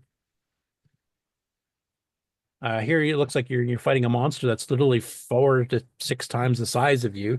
Most of the other CoCo clones, every icon's the same size, so your player or your party is the same size as a dragon, which is kind of silly. But here you got this giant thing that's much, much bigger than you. And here you see some of the animations and stuff. Well, not animated at this point, but kind of showing how you interact with some of these when you're doing attacks, etc. And back to the beginning. So now I'm going to go to the video, and I sure hope this actually displays properly. Now, can I zoom it? Okay, are you guys seeing that zoomed, or is it disappeared? Oh, good. This is the one I was worried about. So the first thing I want to point out is that in this particular scene in the game, you're wandering around the map, you're on peninsulas and stuff here, and just surrounded by ocean, etc. But there's actually animated rain while you're doing it. I've never seen that in a CoCo RPG game. So this actually has weather that could affect things too. So I'll just play this. So you're wandering around, you're seeing like rain falling, splashing into the ocean. Nice. Now you're inside a tunnel system that you can only see around the corners. It's kind of hard to see the blue there. Now you're going where you got stairways and stuff to go up through in some sort of castle or something. And here you're wandering around outside. You see even the chimneys on the houses are animated. And it's also got auto mapping. I forgot to mention that. And then some special effects when certain things happen. And cross dissolves. And here's snow because you're up in the mountains. And like this is so far beyond any other CoCo 3 or CoCo 1 and 2 RPG game I've ever seen. Like I'm just literally drooling waiting for this to come out. And it looks exactly the same on a PC running Windows 10 or higher as it does in the CoCo 3, which is another really cool thing. Here inside a house, we got tables and chairs and bookshelves and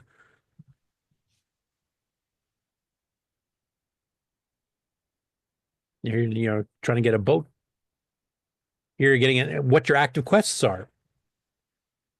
And you can have multiple ones at once that different NPCs have given you. And there you casted a spell against one of the monsters.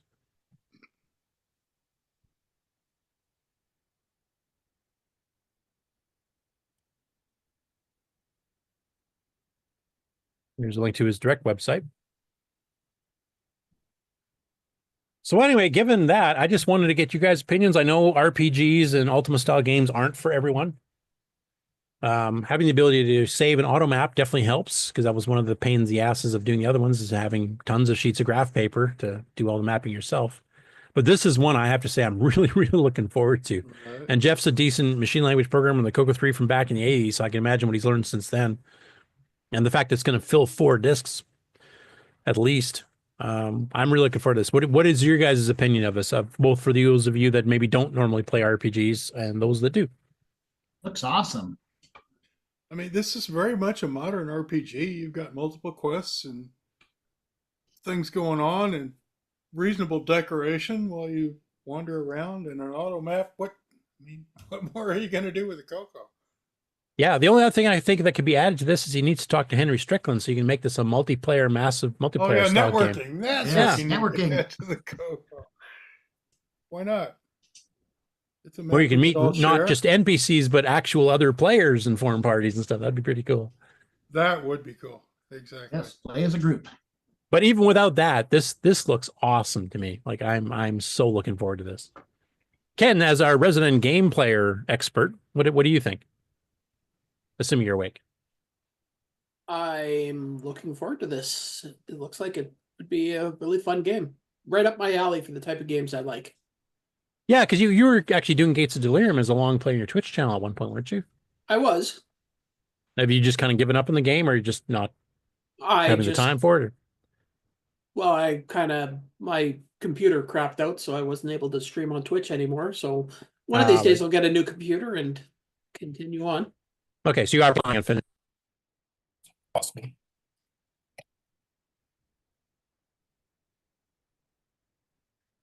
Anyway, I'm just frothing at the bit here. That's all I got to say. Planned release date? There isn't one yet. Key existing features, I might as well read this off. Open world, turn-based combat, in-game world map, which we saw a brief display of there. Quests with subquests and optional quest waypoints. Complex storyline and lore. Your actions affect the world. Multiple save slots. Discoverable fast travel mechanic. And then features planned before the release. And I'm not sure how many of these here are going to be on the CoCo version, but it kind of sounds like he's going to try to get all of it in there. Sounds and a soundtrack. And they had a bit of a soundtrack in Seventh Link. It was just a little clip that played over and over that they made in their Studio Works package. 50 hours typical to complete main storyline. Dozens of spells from 3. Allegedly, can you discover more? Schools of Magic. Dozens of minor quests. 14 main world regions with diverse biomes, with additional discoverable areas. Sailing ships. Hundreds of items including food, weapons, armor, rings, necklaces, potions, scrolls, and other magical items. Included with the game when you buy it from Steam when it's complete will be the PC version and disc images for the Tandy, CoCo 3, 512K, and 1 disc drive required. I did notice on the Discord some people have been telling him about the CoCo SDC, so he might grab one of those. And, they got that new streaming feature in there. You could probably put in a full, multi instrument soundtrack and just have it stream in the background while you're playing on a CoCo. That'd be pretty darn cool too, I think. If you have a Windows machine, it's going to require a gig of RAM and 250 meg of available space compared to the CoCo, which needs 1 floppy drive with 153K, maybe 180, and 512K of RAM. So that's pretty different. Anyway, I'm so looking forward to this. Thanks for the announcement, Jeff. I had no idea you'd gotten this far.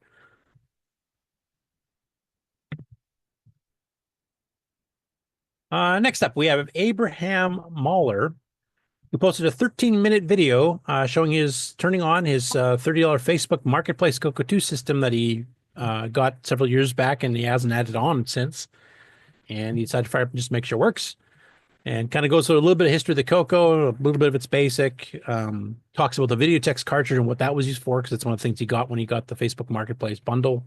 I won't play it. If you want to kind of what he all discovered here and what he's planning on doing some further stuff with the CoCo, he kind of goes into that as well. Next up, Non-Mask will interrupt, who does a ton of gameplay videos we've covered before, including the fact that he's got a C-mate with a door still intact. But he actually did a much different video this time, which is why it's not in the game news, because it's not game related at all. And this is fixing up a CP400 Color 2, which is the second version with the improved keyboard of the Brazilian CoCo 2 clone. And I didn't realize it, but he's actually from Brazil. So this is something he's kind of natively picked up. And this is almost an hour long, and he has to fix it. And I will fast forward just a bit. Well, I'll play a little bit of the intro, and then I'll fast forward to where people who have never seen the CP400 can see what the CoCo or CP400 2 model look like. Hello, welcome back to NMI. In this video, we're going to take a look at the CP400, a Brazilian clone of the TRS-80 Color Computer 2.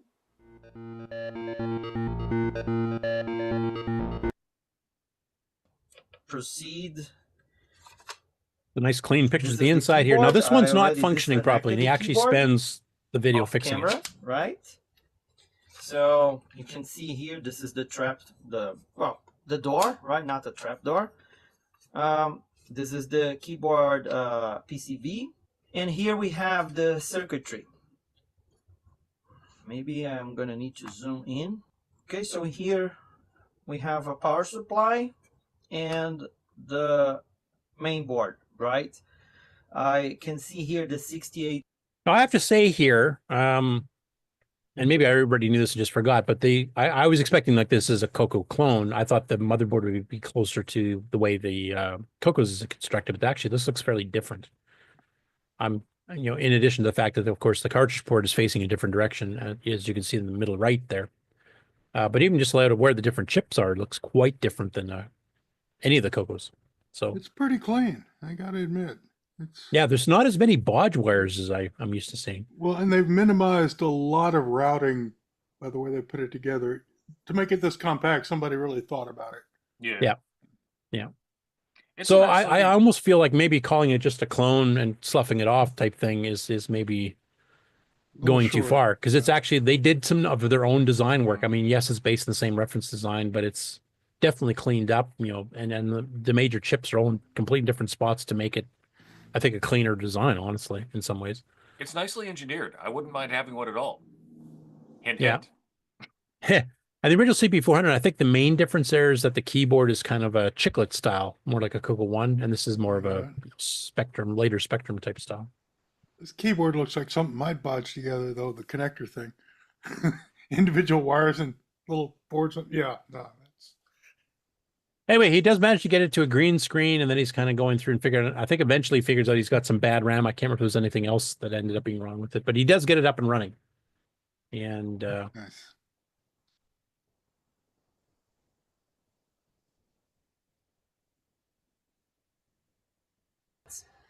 Well, yeah, maybe I can replace the whole power supply, right? Because I'm not gonna need the -12 and -5. I need to check. I believe -12 is only used for the RS-232. I'm not gonna use that for a while. Anyway, that's not the point right now. The point is we get our computer, my CP400 Color 2 is working again, and that is amazing. yeah, like you can kind of see up there, you can see the basic prompt, and then a blinking cursor, which at the beginning, no. So congratulations on getting it fixed. I look forward to seeing some videos, maybe some gameplay on that as well, since he's been doing a lot of CoCo 3 stuff. And of course, this should be old sports. I'm trying to remember, was the Brazilian, that's the PAL M or something. It was some weird PAL, wasn't it? I don't know what the artifact colors would try to do on that. It was different than a regular PAL. The PAL M seems to have some traces of NTSC in it as well, kind of like a hybrid. Yeah, it's kind of a 60 hertz PAL or something, isn't it? I think. Yeah, I think so. There's actually a web page on Wikipedia about it. So I think Brian Weezer actually has a CP400, but I can't remember if he has the first or the second version. I think he has both. I think he brought both of them to. Oh, of course, it's Brian. He's got everything. What am I thinking? Yeah. How silly of me. Next up, we have Expert Tech, another Spanish-speaking YouTube channel. And, of course, he covers games on his CoCo 2, a real CoCo 2 that has an amber monitor. And in this case, he normally covers games. So he's been doing a ton of them. We covered a few earlier today that he played. This is not a game. So this is from his, he's been going through his discs, basically. He's on disc number 5. And disc number 5 is a mixture of games. So he's covered a few of those, like Buzzard Bait, for example. But now he's covering some stuff that are actually utilities, etc. Now, he does have one game here at the end, Lurkley Manor, which was a Rainbow-published graphical adventure game. I think it was actually from the first Rainbow adventure contest, if I remember correctly. Maybe the second. But anyway, and here he has one called Sprite Master, and you'll notice that all the text other than the title is in Spanish. So it's, I don't know if this was written by somebody in Spain or if this is a English program that one of the other magazines did and then was translated so people in Brazil knew what they were doing when they're running it. But it's a sprite editor, and it even included animation and stuff as part of it. And it's got, kind of this typical, here's your grid. You got the grid, you move around the cursor, you can draw with the different colors. Of course, on an amber screen, you can't tell the 4 colors apart all that well. And then you see the actual updated of the sprite as it's going to appear as you're highlighting stuff you're showing in the lower right corner. And let's see if I can find where the menu is. So here's the main menu, and I'm not really good at reading Spanish, but you can see save and load, animation, instructions, and then editing the graphics, etc. So not only do you get to draw the individual sprites and see what the zoom pixel up if you're actually doing the drawing and the little picture of what it's going to look like in real life in your game or whatever in the lower right, but then you can actually tell it to cycle through to see how your animations are going to look for like a walking character or flames thrusting out of the back of a spaceship or something like that. So this looks like a pretty nice little package. And I think, Nick, you've done animation little bits and super extended base for the CoCo 3 kind of along this line too, haven't you? Yeah, the sprite editor that what the jig just added up to the archive the other day. What was Right. that? Yeah. Bob, yeah. So there you can see, like, here's the zoom version you actually work on with the cursor, and that's what it'll look like at the actual size. And then he does the Lurkly Manor, which is, like I said, is a Richard Ramel who actually, had a column with Rainbow and Hot Cocoa at one point. So that's the game he wrote. But it's kind of interesting to see Expertech actually branch off from his normal, playing all the games from retro years back in the 80s here for the CoCo 1 and 2 and actually, using a graphical sprite editor. And in Spanish, no less. Wait till he buys a green monitor. Okay, next up, I'm going to do a couple quick shows here of how Terry Trapp kind of progressed on getting Ribs up and running. And this is probably a good time to re-mention that we have a Ribs special interview next week with Ron Byler, Mark Bosley, Terry Todd, who got his Ribs up and running again here, and Charles West. So if you have any questions for that, get them ready for next week. It'll be near the beginning of the show. But he's actually got it up as a telnetable thing. So if you got a telnet client program like Putty or something like that, you can just log into it. You can sign up on the board. He's got, I think, a message base or two. I'll let Henry show that, but I just want to do it. Here's the actual announcement on Facebook. It's up and running and how to get to it. Here's an example of the main menu, which he kind of rebuilt from some old discs that he found. And I know some other people are actually working on doing the same thing, including the original author of Ribs, Ron Byler himself. So there's that one. Here's a view from the sysop side that most of you would not have seen back in the day, which actually tells you what your node is, whether you're allowing 300 baud colors. Do you have mail turned on for people who want to mail each other? Is chat turned on to talk to the sysop? And then the call log. How many calls have you had today? How many total calls has the board had since it started? How many new users have you added? How many FidoNet calls? And there are other FidoNet BBSs online right now. So I think the ultimate goal here is to get that linked up so we can actually kind of recreate the old FidoNet, maybe even start up the old OS9 and CoCo Echoes again so that people can communicate strictly through Telnet. And Telnet basically is just a VT100. There's multiple programs on both this basic and OS9 that can run that. So if you had one of these new Wi-Fi modems and you can hit it from one of the actual CoCo terminal programs, you might be able to recreate how we actually did do it back in the day, just minus the phone line, which would be really, really cool, I think. And here we go. I don't know. Yeah, I'll stop sharing here. I just before you get started, Henry, I just want to mention he did have this here because Alan actually asked him, how did you get this hooked up in the modern internet? And he said he used a Raspberry Pi to do the serial conversion that he hooked up, and then he had to modify the RS-232 pack. And I remember having to do this back in the day for BBSs because the 6551 chip has a horrendous bug that if the carrier detect is not active, no text coming will be received that you can read. So you have to rewire it to force CD on no matter what. Because if you're just talking to the modem, say to initialize it, there's no carrier detect. So it just doesn't reflect or echo back anything you're doing or give you back responses. And I remember all the BBS operators had to do this back in the day. So he goes through that. And then he also gives some other, how to actually set up the actual internet connection. But now I will switch over to Henry. We'll show you what logging into this BBS is like live. All right. Make me big. Yay.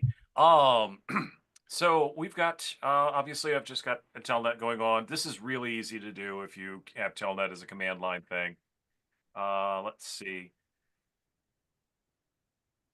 Takes a little bit for it to realize that it's alive. There it is. I'll let it wait. Comes on.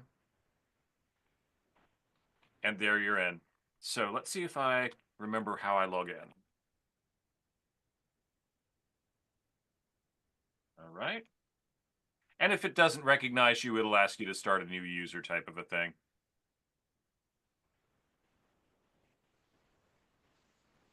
So it's hard to see the black there because my background is, oops, that didn't work.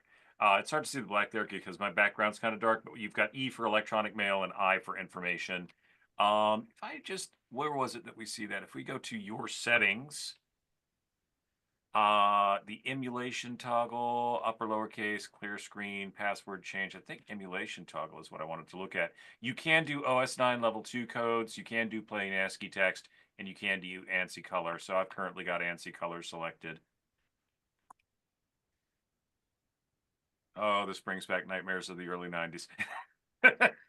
I would call it nightmares. This is my forte. I loved this back then. And I would go back to the early to mid 80s as well. Yep, me too. Oh, yeah, I mean, don't get me wrong, I had fun, but looking back at some of the stuff that was going on back then, they're nightmares these days. When I started online, everything was 300 baud systems except for one that I could dial up. Yep, I started 300 baud to it, an acoustic coupler borrowed from a friend. Hang on. I actually had a 300 1200 baud US robotics modem, but there was only one board that had a 1200 baud modem, so everything was 300 baud for me. Okay. And this is running on a real live CoCo. I want to mention that and emphasize that again. This is not running on an emulator. This is actually Terry running it in his garage, hooked up to a Pi to get it onto the internet, but this is natively running an OS9 level 2 Nitrous 9 BBS. Let me do this. Let me go back to the main menu, and I wonder if he's actually here. Let's see if I can hit that. Paging the sysop. And this would annoyingly beep at you. I remember seeing this at Bill's, and plus my own BBSs did the same thing. Sysop is unavailable at this time. All right, and we go back to the message. But he'll be here next Saturday. He can actually replace that Pi with a drive wirelessly module and get some firmware on it that make it look like a modem.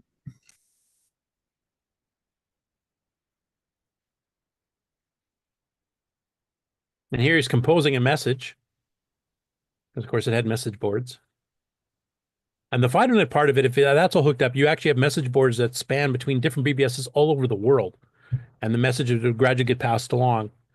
And you'd sometimes, I used to talk to Bob Devries in Australia all the time. It would take about 4 or 5 days for a message to get from me to him because it jumps through shorter long distance calls to make it cheaper for the sysops, especially back then when it, long distance was a hell of a lot more expensive than it is now. Now you just probably directly link to them all, but it passed, packets of information every night, forwarding them on. So there, Henry's just entered a message. Save. There we go. 20th message that Terry's got on his rib system. Let's see if it showed up. Read message. Let's see. I want to do an individual read, and will it let me get number 20? It doesn't like that. All right. What if I try? That was a bug I ran into before as well. It wouldn't let me actually read the, when I went for individual read, it didn't like it at all. And that might just be a configuration problem because that definitely did work. Oh, you got to wait for the mail drop to happen.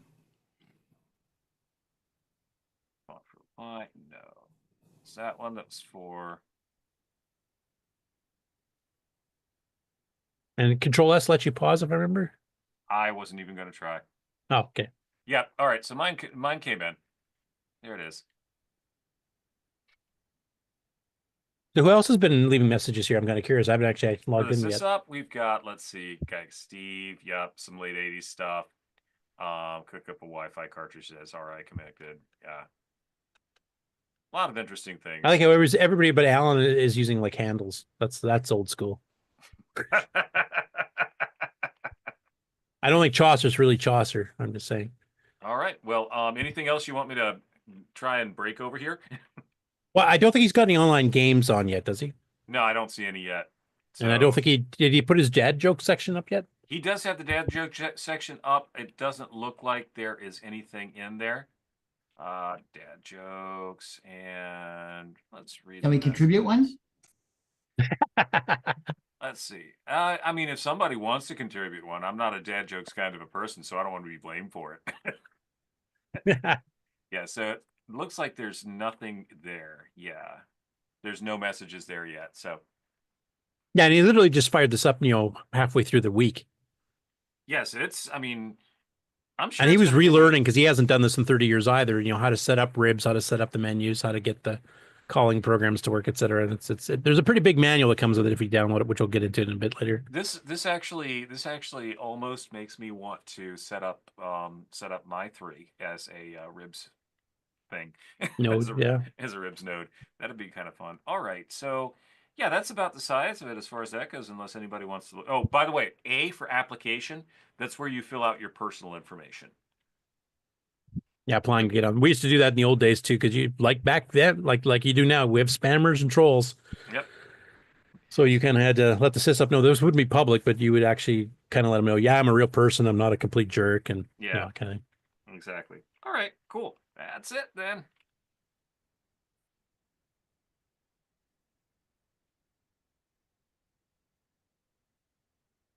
There it is. And people used to take time designing like these, wacky fonts using text characters to spell out words like this, like the main menu in cursive and goodbye and outline. So fun fact, that still exists. You can, there's a little thing called a Figlet server. Let me see if I've got this installed. At one point I had Figlet installed. Display large characters made up of ordinary screens. Yeah, so there's different things you can do with that. There's font files that you can use for it. Let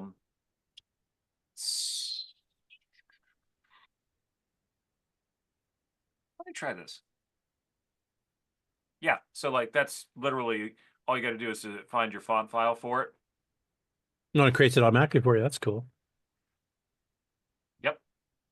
And all you need is a Figlet font file. So that's existed. I don't know how long that's been around, but it's been around since since at least the late 80s. I'm trying to remember. There was an ANSI editor that you could download. I can't remember if it came with Ribs or it was a separate download on like CompuServe and Delphi and stuff. But there was something to do this kind of stuff on the CoCo itself back in the day too. I remember one for the PC. I wasn't on the CoCo series by the time this was big. And the other thing too, like the Ribs people did a little bit different. Like PCs, of course, have the built-in ANSI, driver and stuff built right into DOS. For doing the colors and stuff, but the Debian PC also had their special character set with extended characters, like the little box drawing things and all that kind of stuff, which a CoCo did not have. We just had the gimme chip, unless you're doing graphics, which slowed it down. So a lot of people that ran Ribs would put a lot of color and stuff in there, but they wouldn't use all the extended character sets because then on a CoCo user it would look like kind of like garbagey. It would be recognizable. It wouldn't be that great. With the PC people would do like the extended, drawing of shading and stuff like that was possible with theirs. I do remember running KBCom, which was an Eddie Kuntz terminal program, and one of the few that would let you run in a graphics window. When I extended our Nitrous 9 to have 224 character fonts instead of 128 character fonts, I put a lot of those in there, and all of a sudden you could log into these BBSs meant for the PC and actually see most of the characters properly. Now, unfortunately, when you're running a graphics mode like that, we don't have that many colors in a 640 res, so the colors got kind of lost, but the text characters looked a lot more like a PC. So yeah, there's a lot of different ways to log in and do stuff like this. I'm really looking forward to this interview. We're actually having a test call early in the week here to kind of introduce everybody to everybody else, because I've only ever talked to these people by text back in the day type thing, except Mark, of course. I know Mark a little bit now, but it'll be interesting to see them kind of. I don't think they've even met each other in the past. So like when Ron kind of retired because he was getting busy with family and stuff, and Charles took it over, I don't think they ever met in person. They just sent the source code and Charles just kept going. I think Bill had met a couple of them because he met him at Pacific Northwest CoCo Fest back in the early 90s. And that's kind of where the whole Nitrous 9 thing started too, that same show. And I'm really looking forward to it though, because I still boggles me because how popular BBSs were here. We had over 60 of them in my town at the time when we only had 150,000 people. And yet, other people, I go, what's a BBS? Even if they did grow up during that time period, they had no clue any of this was even going on. So it'll be it's nostalgic for me, but for some people, this is going to be a whole brand new experience. I'm really looking forward to the interview. So if you guys have any questions, please make sure to fire them up. What would be even more fun is if they had the opportunity to do it over an actual POTS line. Yeah. Well, don't they set up POTS lines at VCF Midwest? At Midwest, they do, yes. There you go. In fact, this next story may help you on that. Let me just get to the right screen here. So one thing Terry did after he was getting this all set up, and like he's still tweaking, he's still kind of relearning everything. But for those who want to experience and try running Ribs as opposed to just logging into it through Telnet, he's actually put up on the CoCo Facebook group Ribs to Go version 0.1. This is an ease of use distribution, so he's using Nitrous 9 ease of use 1.0 or 1.1 is the base for it. But he's got Ribs pre-installed and pre-configured to get a minimal Ribs install going and set up specifically to run in VCC. Should run okay in the other emulators too, but it's using the emulator, hard drive drivers and stuff. If you took this and then kind of and redid the boot file, I'm sure you can get it running on a real CoCo as well. But you can go download that right now on the CoCo Facebook group. And of course, he'll be doing some further modifications as he kind of relearns everything. And I know there was multiple people that were doing third-party, quote-unquote, editions and add-ons and online games and all kinds of stuff. So I'm hoping to dig out some of that stuff. I've seen a few of them on some of the archives that I've got on my local system I've downloaded over the years. So I'll have to see what all I can get running in there. But it would be really cool to get the whole fight on it going again, where we had the echoes going back and forth, and you can communicate with people all over the place using much more minimal hardware than a modern web browser needs when it's throwing all those ads at you. Let's reinvent. Never mind. Yeah. So for those of you that are hitting data caps locally, trying to read about CoCo stuff because you're downloading full-blown movies as advertisements, this might be a way to go, because Telnet doesn't take that much. And it definitely scratches the nostalgia itch for me. Next up after that, David Chesick has actually put up a post on the CoCo Facebook group. He's got the CoCo Wi-Fi all-in-one boards, and he's got a ROM-less version or with an RS-232 pack ROM, which had a built-in terminal program, fairly primitive, but basically a VT52 minus a few things. The ROM's version is switchable between a DC modem pack and RS-232 pack addressing. So if you have programs that were hard-coded for one or two, or just one of them, you can actually tell it to switch which one's the active one. Most people take the RS-232 pack because the modem pack originally, as it was sold by Tandy, would only run at 300 baud. And the funny thing was the chip inside of it was capable of running at 19.2 just fine. They just kind of killed it because they actually built the modem itself into there. So you didn't need an actual separate modem. It was the cartridge with an RS-232 6551 chip and a 300 baud primitive direct connect modem and a ROM-based terminal program all in one shot. But some software did allow that. And many of us sawed that modem right off of that sucker. Yep.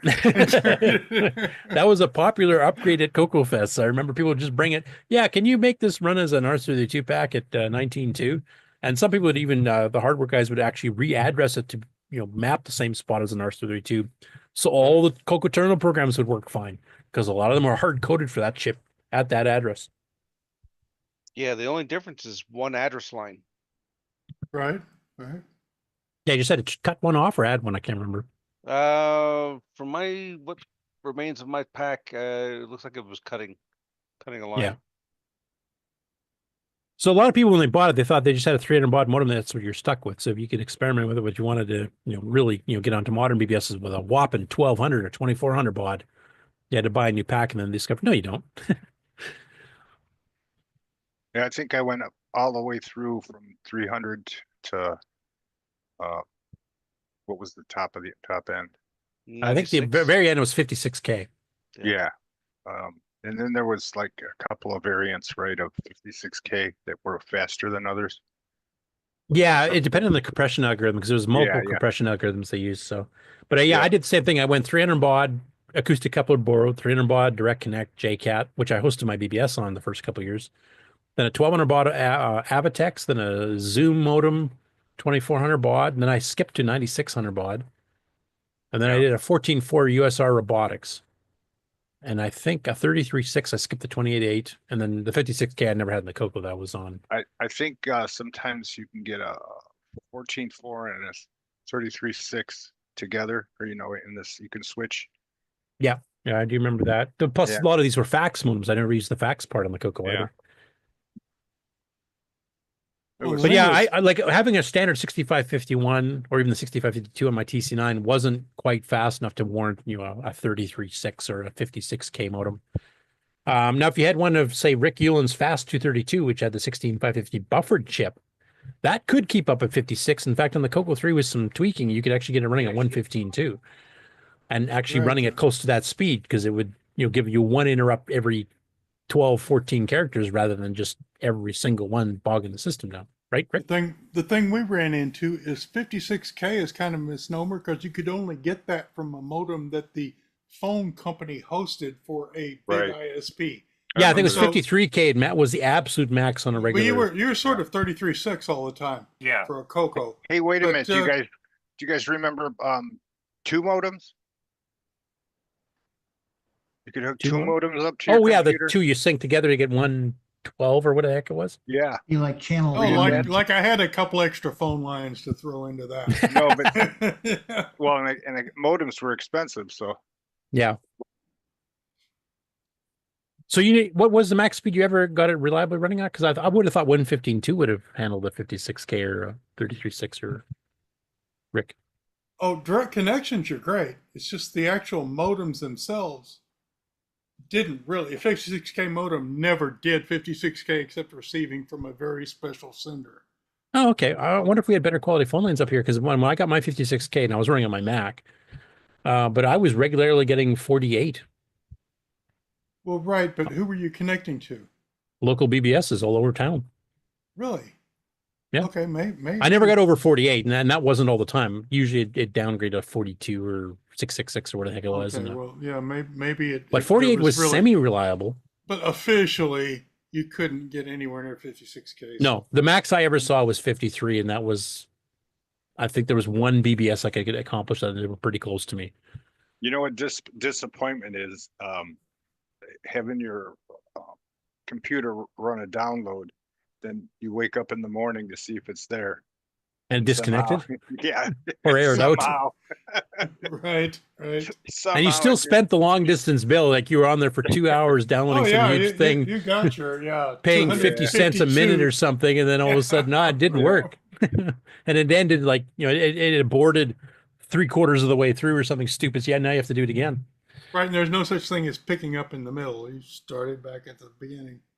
I mean, honestly, in the 1200 baud days, that happened to me a couple times because I was on the same main line as the main phone, and then, my parents or my brother or sister wouldn't have a clue I was on the modem at the time because I was in a different room. They just pick up, what's this weird noise on the phone? Yeah. And then, drop the download type thing that I was doing long distance to Halifax or Las Vegas or something, and then you'd have to start over. So eventually I got my own phone line in my bedroom in high school and actually ran my BBS off that. Much easier. Nice.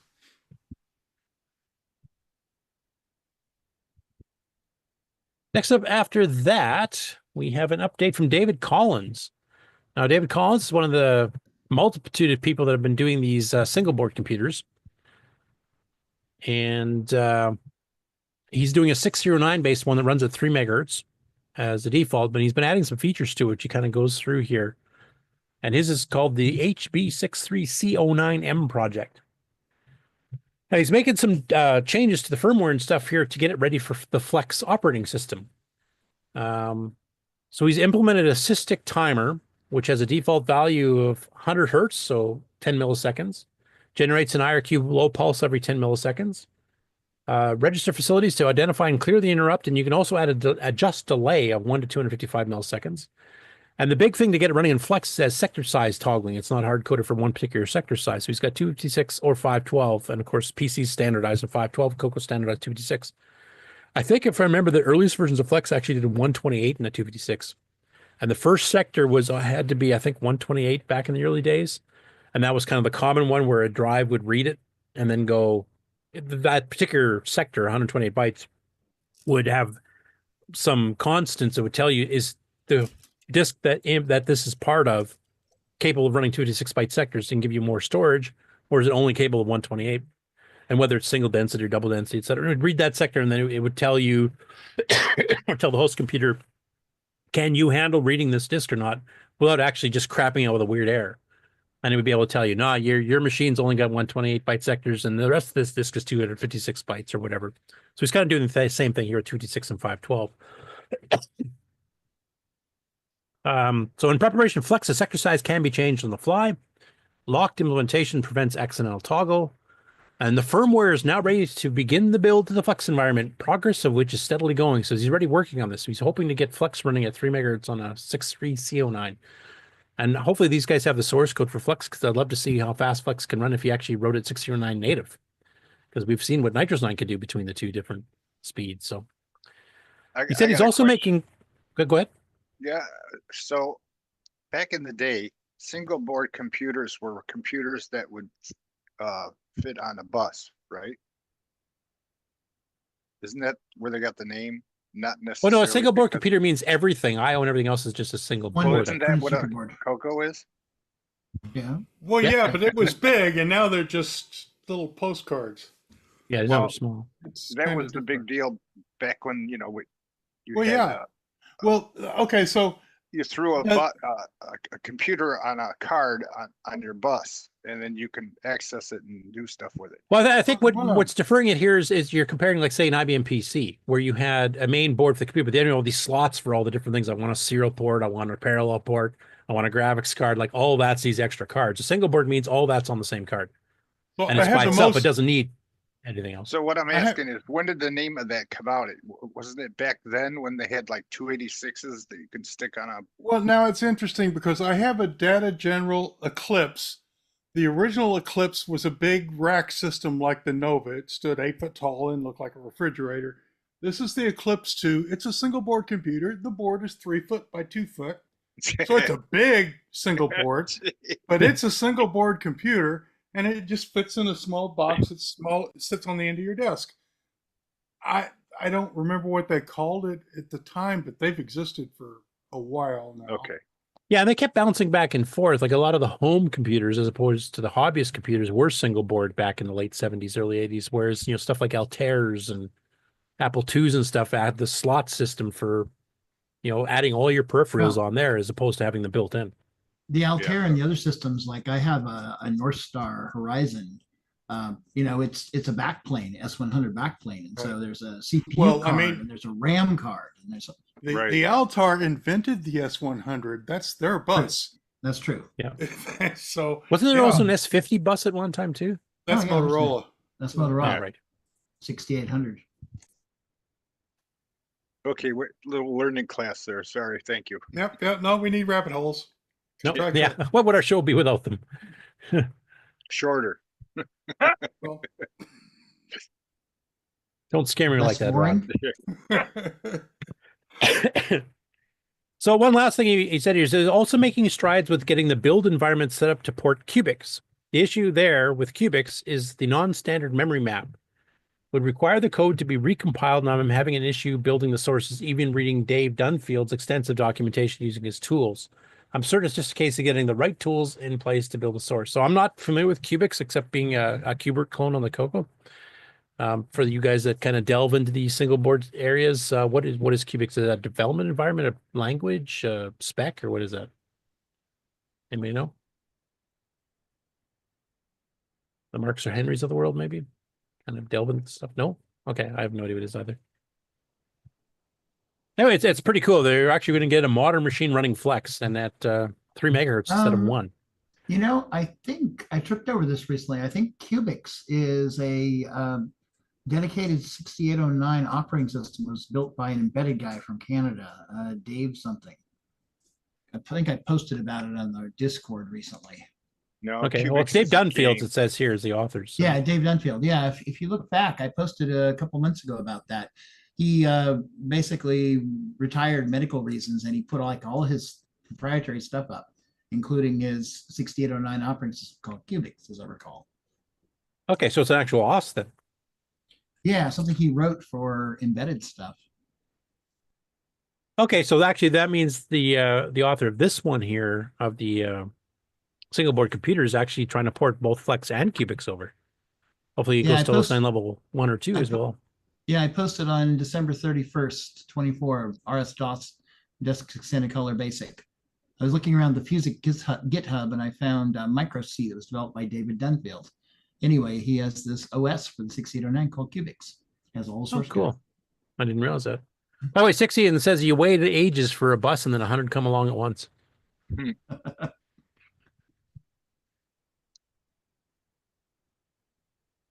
And there's a link, which you can once again get in our show notes, directly to his GitHub for this project, where you can actually kind of go through the source and see everything that he's working on, including his, adding 256-byte sectoring here and a system timer, which we just talked about, which he released just 3 days ago. Next up, SpriteWorks, and you can see the host there, and he's of course the person that made the game Them. For the MC10, professionally packaged and the whole bit that we've covered on the show before. And of course, you can see TJ Ferreira. And basically, this is a reaction video that SpriteWorks did, where he goes and found an old video. This video is actually months old that TJ did, kind of going through what are his favorite retro machines. And he kind of covers, like, of course, he grew up with an Atari 8-bit, so that's kind of his, his main love type thing. He's kind of like Sloopy that way. But the MC10 is one of the ones he kind of mentioned as being his favorite. So there's a bit of an MC10 angle to it as well, and a couple others like the Spectrum and a few others too. But he kind of goes through and does a reaction, pausing the videos, going through and kind of talking about where retro is today and the fact that he likes the MC10 is one of his favorites because he figures it's quite underutilized, and there's some pretty cool things you can do with it, even with the stock 16K RAM module upgrade from having a 6847, et cetera, in there. So kind of interesting. And of course, he's done some pretty amazing stuff with the MC10 himself. So it was kind of a fun, visit through one of TJ's old videos and what his current modern thinking of is of looking at some of those old retro machines. Next up, Sixy, who happens to be in the chat. We covered last week that he was creating a SAM x8, which is basically a little upgrade daughter card that does a few things. One, it allows you to use static RAM instead of dynamic RAM, which means you can run your Dragon or CoCo 1 or 2 at full double speed, just like a CoCo 3, RAM and ROM. So you're literally running the entire system at 1.78 megahertz. And also has a bank switching kind of MMU style thing, which had 256K. Well, they announced last week that there's now a 512K version as well. So he did a quick little video, which I'm going to play the entire thing of, where he's showing his Dragon with this installed running. And then he beats up Fusix, because he was working on some Fusix drivers to get this to work. And you'll see that Fusix comes up with a 512K system. And then he actually gets it to run a text-based version of the 2048 game that George Jonason published recently. We actually had it as a game on challenge some time ago too for the CoCo 3, but this is a text-based CoCo 1/2 / Dragon 30 or Dragon 64 version using the SAM x8 card.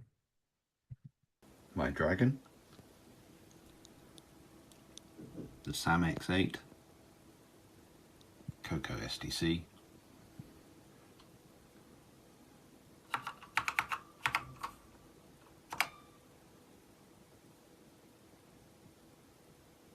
For the audio listeners, or it's basically booting up Fusix 0.5 right now.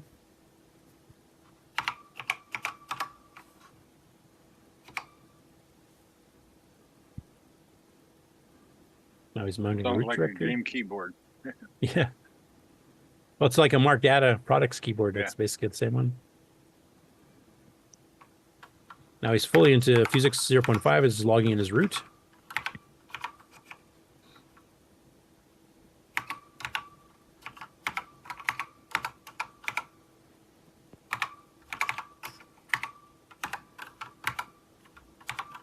Usually jumping this, he's of course holding his phone to film this while typing.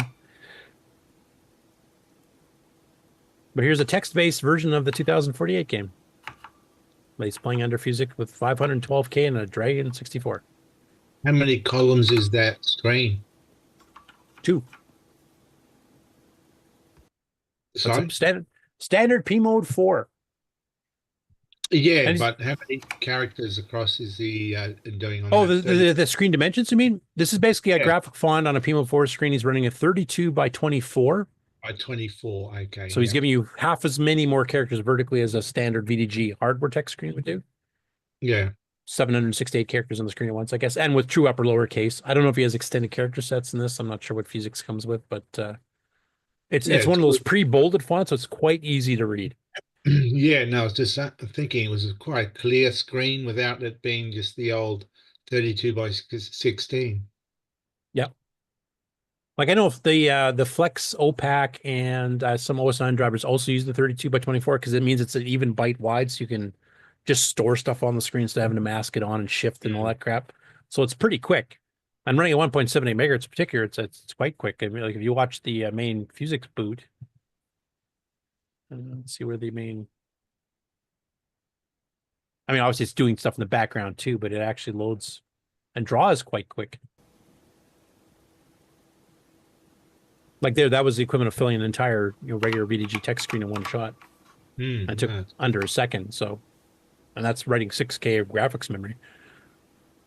You can hear the dragon's tail whip back and forth. Hey. But you can see right here, 512 kilobytes total RAM, 432 kilobytes available to processes, and 16 processes maximum. So that's pretty cool. Nifty. It's more Unix compatible than OS9 is. So that's just nifty. Have you fiddled around with Fusix at all there, Henry? Or no, actually I haven't, and nothing against OS9, but if I'm going to play around with a different operating system that's not like ECB or my 4th ROM that's on the back burner still, it's going to be something that's Unix like. Yeah. Yeah, OS9 is Unix-like, but it's not Unix. It is different, whereas Fusix is much more based on. It's different Yes. enough that it's different enough. OS9, from what I've seen, is different enough that it would confuse me. Fusix would be less likely to. I guess the key person on Fusix is one of the Linux kernel developers. Alan? Yeah, Alan Cox? Yeah, and he's an active user on our Discord, too. Oh. What's So if you have any questions for him, fire away. And that's with the SAM X8 too.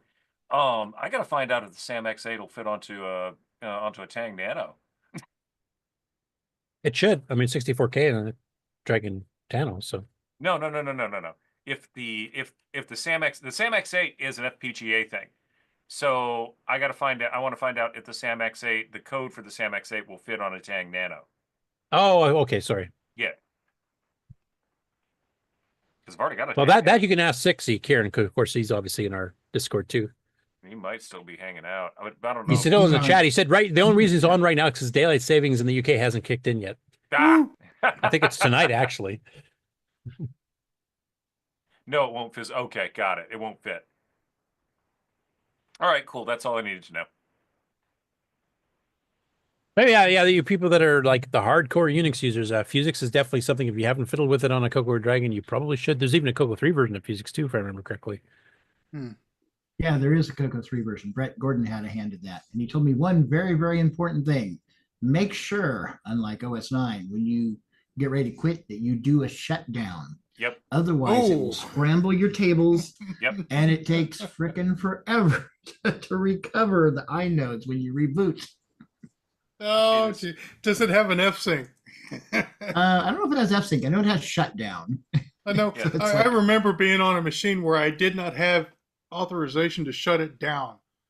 So you just did F-Sync 3 or 4 times and then hit the power and hope for the best. And the most I ever had to do in OS9 was just to park. And that was just to park the heads of the drives in case you want to transport. Your hard drive doesn't crash.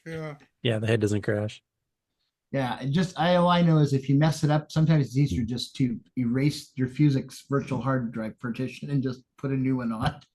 Oh, jeez. Now, one thing I want to ask you, Mark, since you're obviously familiar with the CoCo 3 implementation, I'm assuming it supports the 1480 character hardware text screens. Yeah, I think it was 80 columns when I booted it up. Like I said, Brett Gordon was the one that had a hand in getting it ported over to the CoCo 3. So does it support any of the CoCo 3 graphics stuff yet? I don't think so. I think it's all text mode, and I know it doesn't. I know they pulled the networking stuff out of it too. So it's one thing about it. It's relied upon the GCC 6809 patch, I believe, which is kind of real flaky with stuff. And so I know they've been talking about having a new compiler for the 6809 to make it smoother, if I remember right. So it's kind of a little behind a ways, the Fusix version. So okay, at least one that runs properly. So. Like in my case, well, first of all, I grew up using OS9. I didn't touch Unix till years and years later. So obviously that's in my wheelhouse more so than Unix is. Yeah. Or Linux or anything else. And two, because it's got so much graphics support and even some primitive GUI support and stuff, which I like fiddling with, that I'd probably stick with that. I was kind of curious because I haven't looked at Fusix on the CoCo 3 in several years, to be honest. Have they gotten any further with actually getting CoCo 3 specific features working on it? And it doesn't sound like they've gotten too far on it other than the 80 column screen. Now, we do have a Fusix channel on the CoCo Discord, and there is talk in there. So if you're interested, and I know a little bit about it. I've booted it a few times. So yeah, and, I know Brett's been kind of busy with a lot of stuff in real life lately, so he hasn't been able to do too much CoCo projects. Alan, of course, is still active in Fusix in general, period. And he's definitely on the CoCo Discord, and he's been answering questions. Sixty, of course, is involved with it somewhat as well. So yeah, Henry, you'll be in good hands there. You got some of the experts on the CoCo port of Fusix for the CoCo 1, 2, or 3, or the Dragon. Are all on there. So now I just got to put it somewhere in my your list of 5 billion things to do. Yeah, my list of 5 billion video project things to do. Exactly. Well, you can handle the Fusix videos, and we'll let CoCo Town keep doing the Nitrous 9 deep dives. Hey, there we go. That'll leave me time to actually like do programming updates and manual updates and stuff.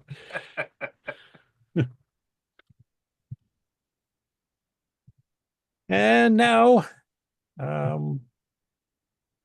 the last one I've got here for the Dragon is from Rob CFG on the World of Dragon forums.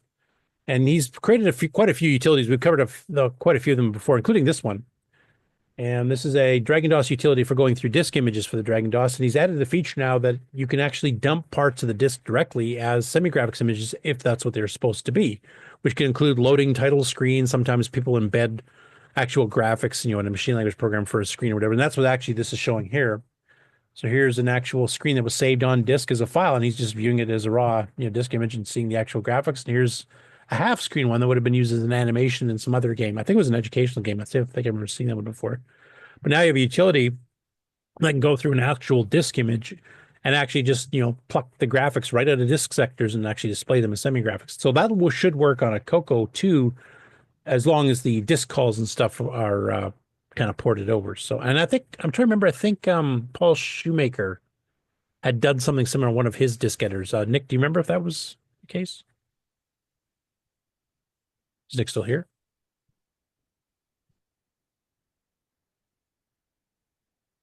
Is Nick still awake? Oh, yeah, I just woke up. Oh, sorry. What were you saying? I'm trying to remember, did Paul Shoemaker make a disk utility under Windows or something that would actually let you view, like, VDG screen dump stuff that were saved on that disk image? Kind of like this is doing?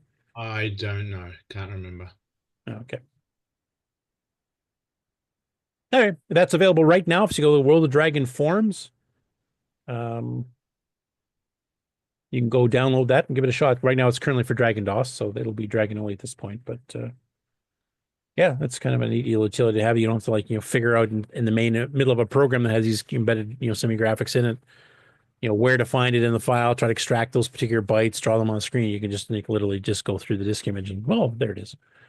So, all right, that's all the news we have for this week, and I'm surprised my voice held up as well as it did. It's also a little bit short this week. Yeah, 3 hours and 22 minutes. Yeah. They can't all be 5 hours. Next week with the interviews and stuff, though, I'm sure it will. We'll get the full. Yeah.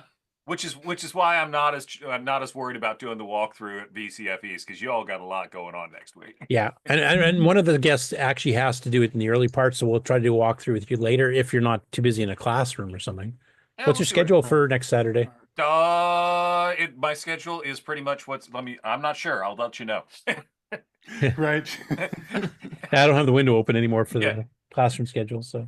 Right. I'll go through that and let you know. But knowing that 2 to 3, maybe 3:30 p.m. is going to be blocked out with the interview, it'd be after that sometime if we can get you on for a bit of a live stream from VCF. Worst case scenario, I think we pumpkin time everything at about like 5 o'clock on Friday or on Saturday.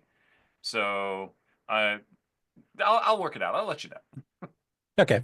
I mean, one thing you could do if you wanted to, if we're able to contact you, during classes and stuff, just briefly, is you could just tell them to give us a link to a stream, and we'll just stream your actual presentation for a little bit, just to show people what that's like. Yeah, if I can do it. I'm not sure what I'll be able to do. I don't know if they'd live stream. I know they record, or pretty sure they record. I'm pretty sure that they'll have a problem with me live streaming it. But I thought it would be a nice way to promote the show and promote the CoCo at the same time. So we'll see what happens. Hey, Curtis. I gotta leave you guys with a dad joke. Oh, Dad joke? Oh, geez. You should log into Ribs and put it into the dad joke section there. Should. Absolutely. What do they call a flying nun? A flying nun? Mm-hmm. Flying nun. It's a Roman Catholic.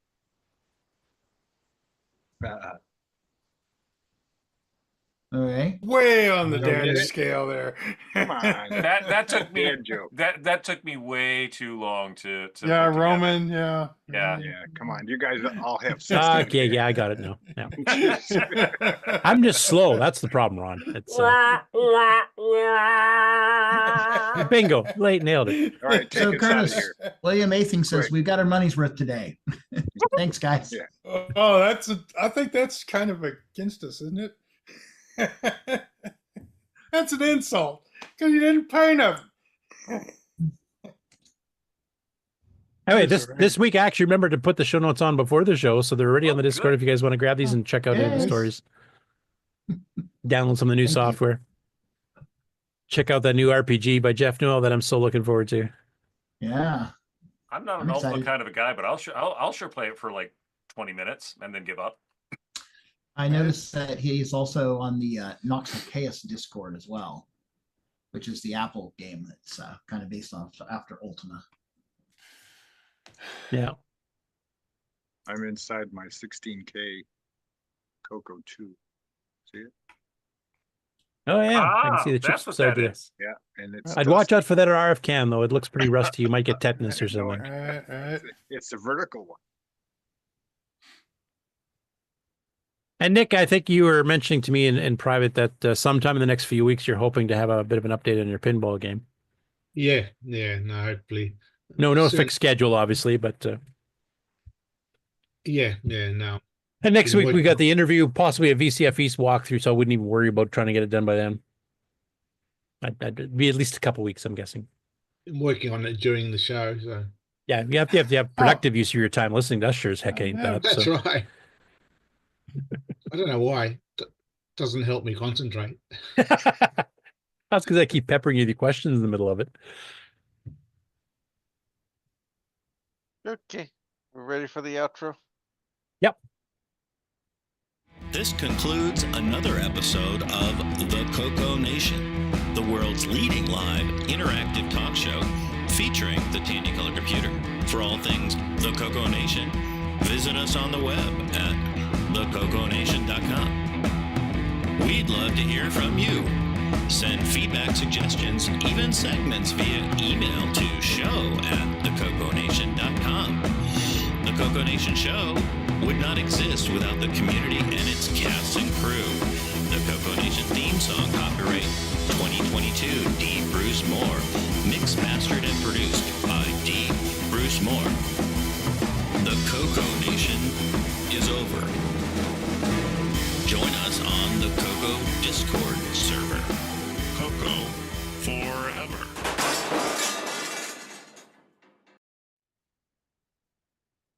So, Mark B, are you ready, prepared and ready for next week when you actually have to start answering questions rather than hosting just by itself? Honestly, I don't really remember it at all. Make something up quick. You have a week. Yeah, you got a week. Yeah. Go look through some old logs or something, because you said you found some of your old disk images, right, for testing? Yeah. So if you download that ease of use distribution that Terry did, if you copy all the data files over, could you recreate the entire? That's what I was wondering, if I could just, because I've got the personality files, so I wonder if I could just drop them over top. Although it looks like the because he made it self-booting for what he described to me. So basically, if you download that and then just copy your files over top the ones he's got there, theoretically. Yeah, although it looks like the last intro screen I had on there is one saying that my board's been retired. So I'll have to go back and find the older version to put back up on there. Do you know if you still have your old message bases and stuff? I don't know. It looks like I just like copied the whole folders onto disk. Because I'm wondering, like, one thing that'd be really cool is if you were like, were you on FidoNet, or were you running Ribs as an independent thing? The files I have reference that I was node 147.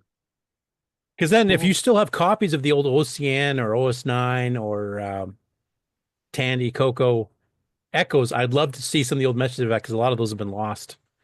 So if you still have some of those, I would love to see them and get a copy of them, actually. Was trying to send you my discs. Oh, was that the full thing? I thought you were just sending me some of the menu stuff. No, that was every disc I got. I put it onto a VHD. Email it to me, because I don't even know if I still have the password to get onto the shared drive thingy.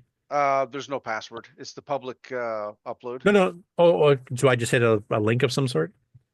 Yeah, it's the link we give everybody. I'll give it to you after we get done here. Okay. Yeah, I'll take a boo at it. I never ran Rib, so me trying to get it up and running would be pointless and a waste of my time. But if you've got some of those old messages I can dump, I would love to see what kind of crap I was prattling about back in the 90s.